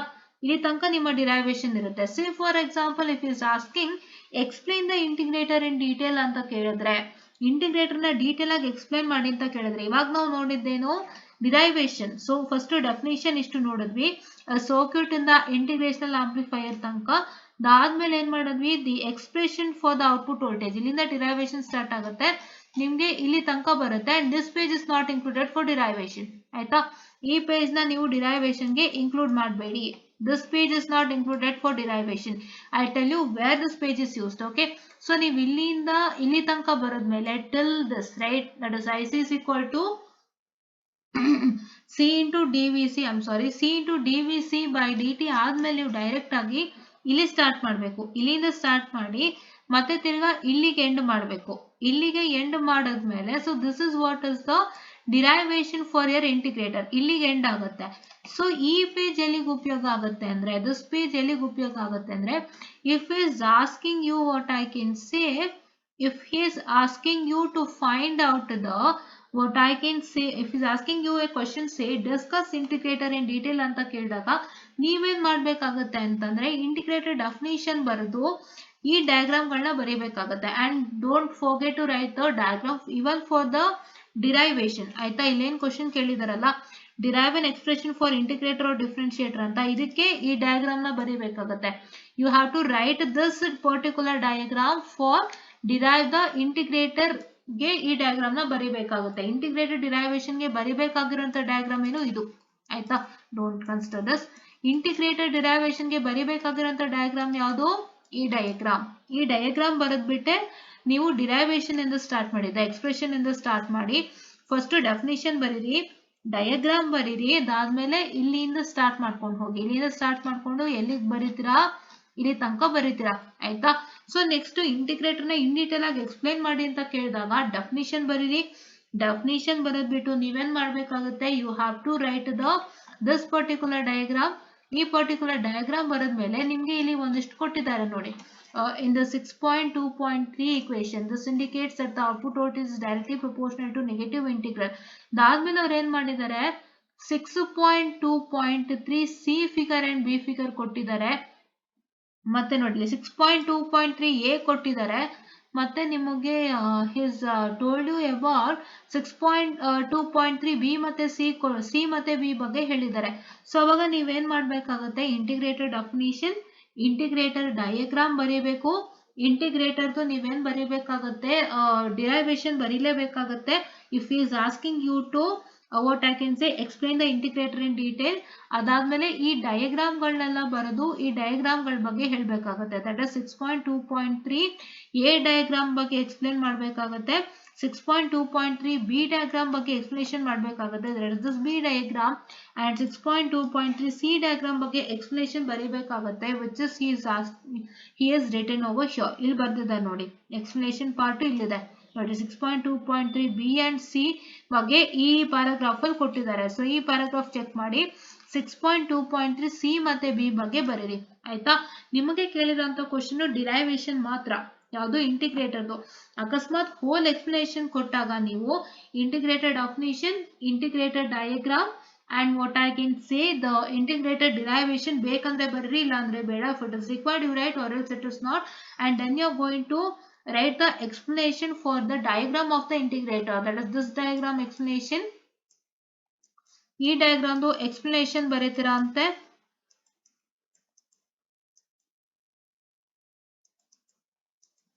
ಆಮೇಲೆ ನೆಕ್ಸ್ಟ್ ಯಾವ್ದು ಬರೀತೀರಾ ಅಂತೆ, ನೆಕ್ಸ್ಟ್ ನೀವು ಈ ಡಯಾಗ್ರಾಮ್ ಎಕ್ಸ್ಪ್ಲನೇಷನ್ ಮತ್ತೆ ಬಿ ಡಯಾಗ್ರಾಮ್ ಎಕ್ಸ್ಪ್ಲನೇಷನ್ ಮತ್ತೆ ಸಿ ಡಯಾಗ್ರಾಮ್ ಎಕ್ಸ್ಪ್ಲನೇಷನ್ ಬರೀತೀರಾ ಅಂತೆ. That will make you the complete what I can say the integrator, complete integrator ಬಗ್ಗೆ ಒಂದು ಕ್ವಶನ್ ಕೊಟ್ಟಾಗ ಬರೀಬೇಕಾಗುತ್ತೆ ಈ ಆನ್ಸರ್ನ. ಸೊ ಬಿ ಮತ್ತೆ ಸಿದು ಎಕ್ಸ್ಪ್ಲನೇಷನ್ ಬಂದು ಇಲ್ಲೇ ಇರುತ್ತೆ. ಎಕ್ಸ್ಪ್ಲನೇಷನ್ ಬಂದು ಈ ಪಾರ್ಟ್ ಅಲ್ಲಿ ಇದೆ ನೋಡಿ, ಈ ಪ್ಯಾರಾಗ್ರಾಫ್ ಅಲ್ಲಿ ಇದೆ ಅಂತ ಹೇಳಿದೆ. ಸೊ ದಯವಿಟ್ಟು ಈ ಪ್ಯಾರಾಗ್ರಾಫ್ ಅಲ್ಲಿ ನೋಡ್ಕೊಳ್ಳಿ ಆಯ್ತಾ. ನೋಡಿ ಇಲ್ಲಿಂದ ಸ್ಟಾರ್ಟ್ ಆಗುತ್ತೆ ಅನ್ಸುತ್ತೆ. For example, if the input is a sine wave, the output will be a cosine wave, or if the input is a square wave, the output will be a triangular wave as shown in the figure 6.23 b and c. So ಇಲ್ಲಿಂದ ಇಲ್ಲಿ ತನಕ ಬರುತ್ತೆ explanation. So ದಯವಿಟ್ಟು ಇದನ್ನ ಬರೀತೀರಾ ಅಂತೆ. And 6.2.3 ಎಗೆ ನೋಡಿ ಇಲ್ಲಿಂದ ಎಕ್ಸ್ಪ್ಲನೇಷನ್ ಸ್ಟಾರ್ಟ್ ಆಗುತ್ತೆ. ಸೊ ಇಲ್ಲಿಂದ ನೀವು ಎಲ್ಲಿವರೆಗೂ ಬರೀಬೇಕು, ಸೊ ಇಲ್ಲಿಂದ ನಿಮ್ಗೆ ಪ್ಯಾರಾಗ್ರಾಫ್ ಎಂಡ್ ಆಗೋದು ಇಲ್ಲಿ ತನಕ. ಸೊ ನೀವು ಒಂದ್ಸಲ ಚೆಕ್ ಮಾಡಿ ಇಲ್ಲಿಂದ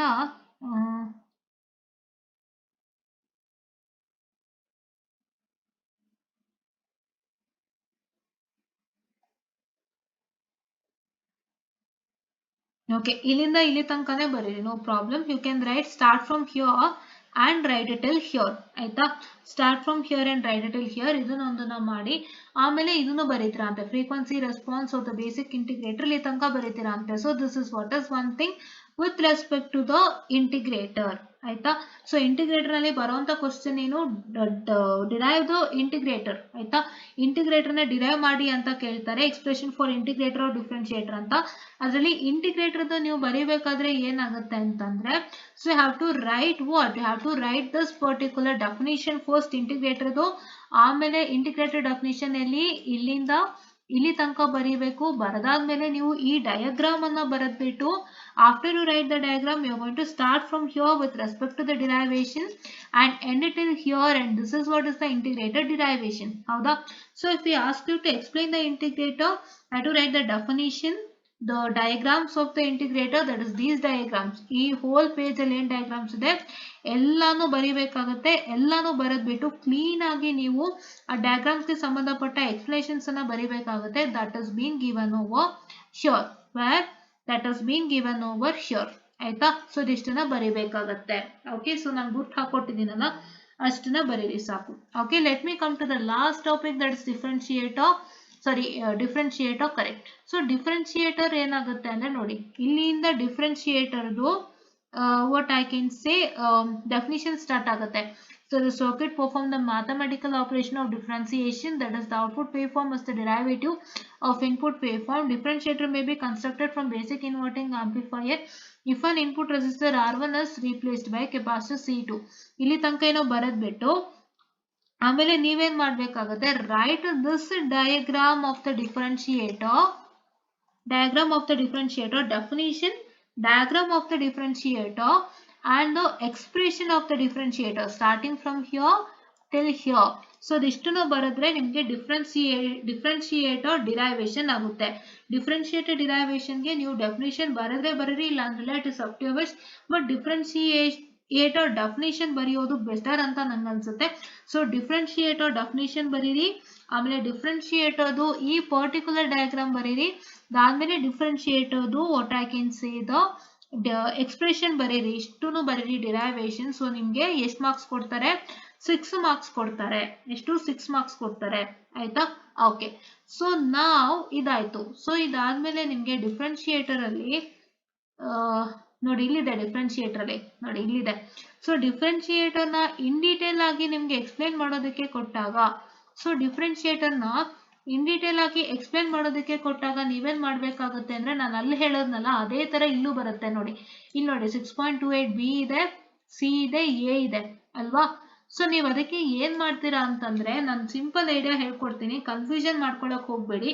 ಅಕಸ್ಮಾತ್ ನೀವು ಇದನ್ನೆಲ್ಲ ಬರೀಬೇಕು ಅನ್ನೋ ಹಾಗಿದ್ರೆ, ನಿಮ್ಗೆ ಎಕ್ಸ್ಪ್ಲೇನ್ ಡಿಫ್ರೆನ್ಶಿಯೇಟರ್ ಇನ್ ಡೀಟೇಲ್ ಅಥವಾ ಎಕ್ಸ್ಪ್ಲೇನ್ ಇಂಟಿಗ್ರೇಟರ್ ಇನ್ ಡೀಟೇಲ್ ಅಂತ ಅಕಸ್ಮಾತ್ ಕೊಟ್ರೆ, ಸೊ ನೀವು ಅವಾಗ ಹೇಗೆ ಬರೀಬೇಕು ಅಂತ ನಾನು ಹೇಳ್ಕೊಟ್ಟಿದ್ದೀನಿ ಹೌದಾ, ಇಂಟಿಗ್ರೇಟರ್ಗೆ. ಓಕೆನಾ?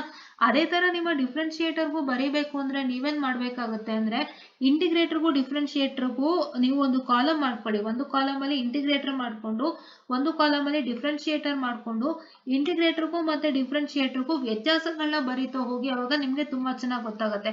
ಏನ್ ವ್ಯತ್ಯಾಸ? ನಿಮ್ಗಲ್ಲೂ ಈ ತರದ 2 ಗ್ರಾಫ್ ಇತ್ತು, ಇಂಟಿಗ್ರೇಟರ್ ಅಲ್ಲೂ ಮತ್ತೆ ಡಿಫ್ರೆನ್ಶಿಯೇಟರ್ ಅಲ್ಲೂ 2 ಗ್ರಾಫ್ ಇದೆ. ಸೊ ಇವೆಲ್ಲದನ್ನು ಡಿಫ್ರೆನ್ಶಿಯೇಟ್ ಮಾಡ್ತಾ ಹೋಗಿ, 2 ಗ್ರಾಫ್ ನ ಡಿಫ್ರೆನ್ಶಿಯೇಟ್ ಮಾಡಿ, 2 ಗ್ರಾಫ್ ನ ನೀವು ಡಿಫ್ರೆನ್ಶಿಯೇಟ್ ಮಾಡ್ಬಿಟ್ಟು, ಸೊ ಅಲ್ಲಿ ಏನಾಗುತ್ತೆ ಇಲ್ಲೇನಾಗುತ್ತೆ ಅಂತೆಲ್ಲ ನೋಡ್ಕೊಂಡು ಡಿಫ್ರೆನ್ಶಿಯೇಷನ್ ಮಾಡ್ಕೊಂಡು ಕಲೀರಿ. ತುಂಬಾ ಚೆನ್ನಾಗಿ ಗೊತ್ತಾಗುತ್ತೆ. ತುಂಬಾ ಇಂಪಾರ್ಟೆಂಟ್ ಕೇಳುವಂತದ್ದೇ ಡಿರೈವೇಶನ್ ಮಾತ್ರ. ಇಂಟಿಗ್ರೇಟರ್ ಅಂಡ್ ಡಿಫ್ರೆನ್ಶಿಯೇಟರ್ ಡಿರೈವೇಶನ್ ತುಂಬಾ ಇಂಪಾರ್ಟೆಂಟು.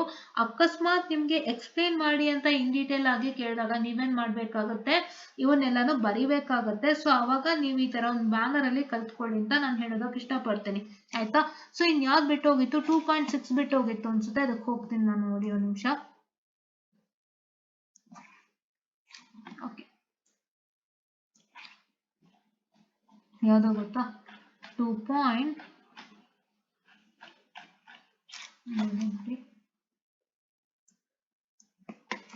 ಸೊ ಯಾವ್ದೊಂದು ಬಿಟ್ಬಿಟ್ಟಿದ್ವಿ ನಾವು, ಸೊ ಹಂಗಾಗಿ ಅದು ಹೋಗೋಣಂತೆ. 2.6.2 ಇದೆ, 2.6 ಇದೆ ಬಿಟ್ಟಿದ್ವಿ. ಸೊ ಡಿಫರೆನ್ಷಿಯಲ್ ಆಂಪ್ಲಿಫೈಯರ್ ಬಿಟ್ಟಿದ್ವಿ.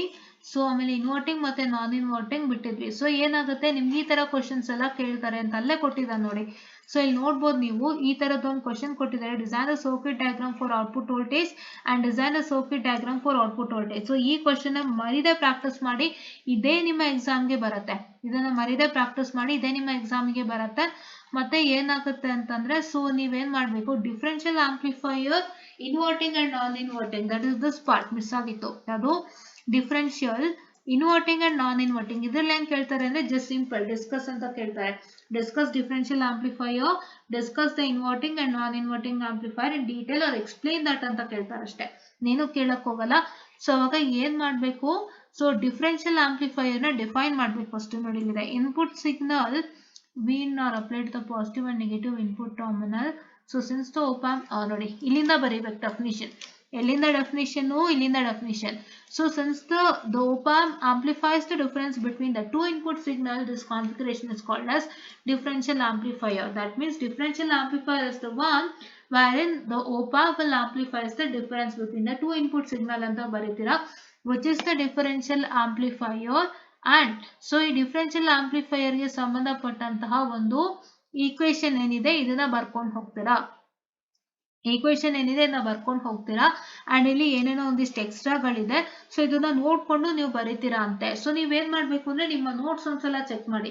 ಸೊ ನಿಮ್ಮ ನೋಟ್ಸ್ ಅಲ್ಲಿ ಏನಿದೆ ಡಿಫರೆನ್ಷಿಯಲ್ ಆಂಪ್ಲಿಫೈಯರ್ ಗೆ, ಅದಷ್ಟನ್ನು ಓದ್ಕೊಂಡು ಅದಷ್ಟನ್ನು ಹಂಗೆ ಬರೀತೀರಾ without fail. Okay, whatever is present in the notes that is given to your which you got it from outside, so ಅದನ್ನ ನೋಡ್ಕೊಂಡು ಅದಷ್ಟನ್ನೇ ಬರೀರಿ for differential amplifier with respect to this particular point. ಓಕೆನಾ? Okay. So and don't miss to write the diagram for differential amplifier. Right. Differential amplifier ಅವ್ರ inverting amplifier ಡಯಾಗ್ರಾಮ್ನ miss ಮಾಡಿಬಿಟ್ಟಿದ್ರಲ್ಲಿ ಅಷ್ಟು ಕೇಳಲ್ಲ ಅನ್ಕೋತೀನಿ. ಬಟ್ ಡಿಸ್ಕಸ್ ಅಂತ ಕೇಳಿದಾಗ ನೀವು ನಿಮ್ಮ ಟೆಕ್ಸ್ಟ್ ಬುಕ್ ಅಲ್ಲಿ ಸಾರಿ ನೋಟ್ಸ್ ಅಲ್ಲಿ ಏನ್ ಕೊಟ್ಟಿದ್ದಾರೆ ಅಷ್ಟೊಂದು ಮಾಡ್ಕೊಳ್ಳಿ ಆಯ್ತಾ. ಇನ್ನಿದ್ದಾರೆ ಟಾಪಿಕ್ ಆದ್ರೆ ಮುಗೀತು. ಇನ್ವರ್ಟಿಂಗ್ ಆಂಪ್ಲಿಫೈಯರ್ ಅಂದ್ರೆ ಏನು ಅಂತಂದ್ರೆ, so the inverting amplifier only one input is applied and that is to the inverting input terminal. So the inverting amplifier diagram, I am sorry, so ನಾನು ಮಿಸ್ ಆಗಿ ಹೇಳಿದೆ ಅನ್ಸುತ್ತೆ, I am very sorry. So this is the inverting amplifier diagram. And don't miss to write this diagram for the inverting amplifier, not for differential amplifier. Differential amplifier ಗೆ ಇಲ್ಲಿದೆ ನೋಡಿ diagram, ಇಲ್ಲಿದೆ differential amplifier ಗೆ. So differential amplifier discuss ಅಂತ ಕೇಳಿದಾಗ discuss ಮಾಡಿ ಈ ಒಂದು ಡಯಾಗ್ರಾಮ್ ಅನ್ನ ಬರೀತೀರಾ ಅಂತೆ. ಅಂಡ್ ನಿಮ್ಮ ಇನ್ವರ್ಟಿಂಗ್ ಆಂಪ್ಲಿಫೈಯರ್ ಗೆ ಇಲ್ಲೇನ್ ಕೊಟ್ಟಿದ್ದಾರೆ ಕಂಟೆಂಟು ಅದನ್ನ ಬರೆದ್ಬಿಟ್ಟು ಈ ಒಂದು ಡಯಾಗ್ರಾಮ್ ನ ಬರೀತೀರಾ ಅಂತೆ. If is asking it to you define the inverting amplifier or discuss the inverting amplifier or explain the inverting amplifier. Okay, so ಇಲ್ಲಿಂದ ಬರ್ರಿ. Only one input is applied and that is to the inverting input terminal. The non-inverting input terminal is grounded. So since V1 is equal to 0 volt and V2 is equal to V in from equation 2.9, V0 is equal to minus AV. ಇವನ್ನೆಲ್ಲ ಬರೀರಿ. ಇಲ್ಲಿ ತನಕ ನಿಮ್ಗೆ ಎಷ್ಟಾಗುತ್ತೋ ಅಷ್ಟನ್ನ point wise ಅಲ್ಲಿ ನೀಟಾಗಿ ಬರ್ಕೊಂಡು ಹೋಗಿ ಡಿಸ್ಕಸ್ ಅಂತ ಕೇಳಿದಾಗ. And don't miss to write this diagram without fail. ಓಕೆನಾ? Yes. And non inverting amplifier same ಕೇಸೆ. ಸೊ ನೀವೇನ್ ಮಾಡಬೇಕು, ನಾನ್ ಇನ್ವರ್ಟಿಂಗ್ ಆಂಪ್ಲಿಫೈರ್ ಡಯಾಗ್ರಾಮ್ ಬರೀಬೇಕು and try to explain the non-inverting amplifier like this by using this particular. So figure 2.11 shows the open loop non-inverting amplifier. In this configuration the input is applied to the non-inverting input terminal and the inverting terminal is connected to the ground. And in the circuit of figure 2.11 V1 is equal to V in, V2 is equal to 0. ಇವನ್ನೆಲ್ಲ ನೀವು ಬರ್ಕೊಂಡು ಹೋಗ್ತೀರಾ and ಇಲ್ಲೇನಿದೆ ಅದನ್ನ ಒಂದಿಷ್ಟು ಬರ್ಕೊಂಡು ಹೋಗ್ತೀರಾ. So this will wind up your model number 3. ಹೌದಾ? Model number 3 ನಲ್ಲಿ ಏನೇನ್ ಕ್ವಶನ್ಸ್ ಬರುತ್ತೆ, ಏನೇನ್ ಇಂಪಾರ್ಟೆಂಟ್ ಅಂತೆಲ್ಲ ಹೇಳಿದೀನಿ. ಸೊ ಯಾವ್ದಾದ್ರು ಟಾಪಿಕ್ ನಮ್ಗೆ ಹೊಸದು ಅಂತ ಅನ್ಸಿದ್ರೆ ಅದಕ್ಕೆ ನಿಮ್ಗೆ ಯಾವ್ಯಾವ ತರ ಕ್ವಶನ್ಸ್ ಬರಬಹುದು ಎಕ್ಸ್ಪೆಕ್ಟೆಡ್ ಅಂತಾನು ಹೇಳಿದೀನಿ, ಅದಕ್ಕೇನ್ ಆನ್ಸರ್ ಬರೀಬೇಕು ಅಂತಾನು ಹೇಳಿದೀನಿ. ಸೊ ದಯವಿಟ್ಟು ಅದನ್ನೆಲ್ಲ ಫಾಲೋ ಮಾಡಿ, ಲೈಕ್ ಮಾಡಿ, ಶೇರ್ ಮಾಡಿ ಅಂತ ಹೇಳ್ತಾ, so I just wind up this session students. First year students ದಯವಿಟ್ಟು ಇದನ್ನ ನೋಡಿ, ತುಂಬಾ ಡೀಟೇಲ್ ಆಗಿ ಎಲ್ಲಾನು ಎಕ್ಸ್ಪ್ಲೈನ್ ಆಗಿದೆ. ಸೊ ನಿಮ್ಗೆ ಒಂದು ಪರ್ಟಿಕ್ಯುಲರ್ ವಾಟ್ ಐ ಕ್ಯಾನ್ ಸೇ ಈ ಸಬ್ಜೆಕ್ಟ್ ನ ನಿಮಗೆ ಅವ್ರು ಎಷ್ಟು ಅವರ್ ತಗೊಂಡಿದಾರೋ ಗೊತ್ತಿಲ್ಲ, ನಾನು ವಿತಿನ್ 2 hours ಅಲ್ಲಿ ಮುಗಿಸ್ಕೊಡ್ತಾ ಇದ್ದೀನಿ. ಸೊ ದಯವಿಟ್ಟು ಫಾಲೋ ಮಾಡಿ ಅಂತ ಹೇಳ್ತಾ ಥ್ಯಾಂಕ್ ಯು.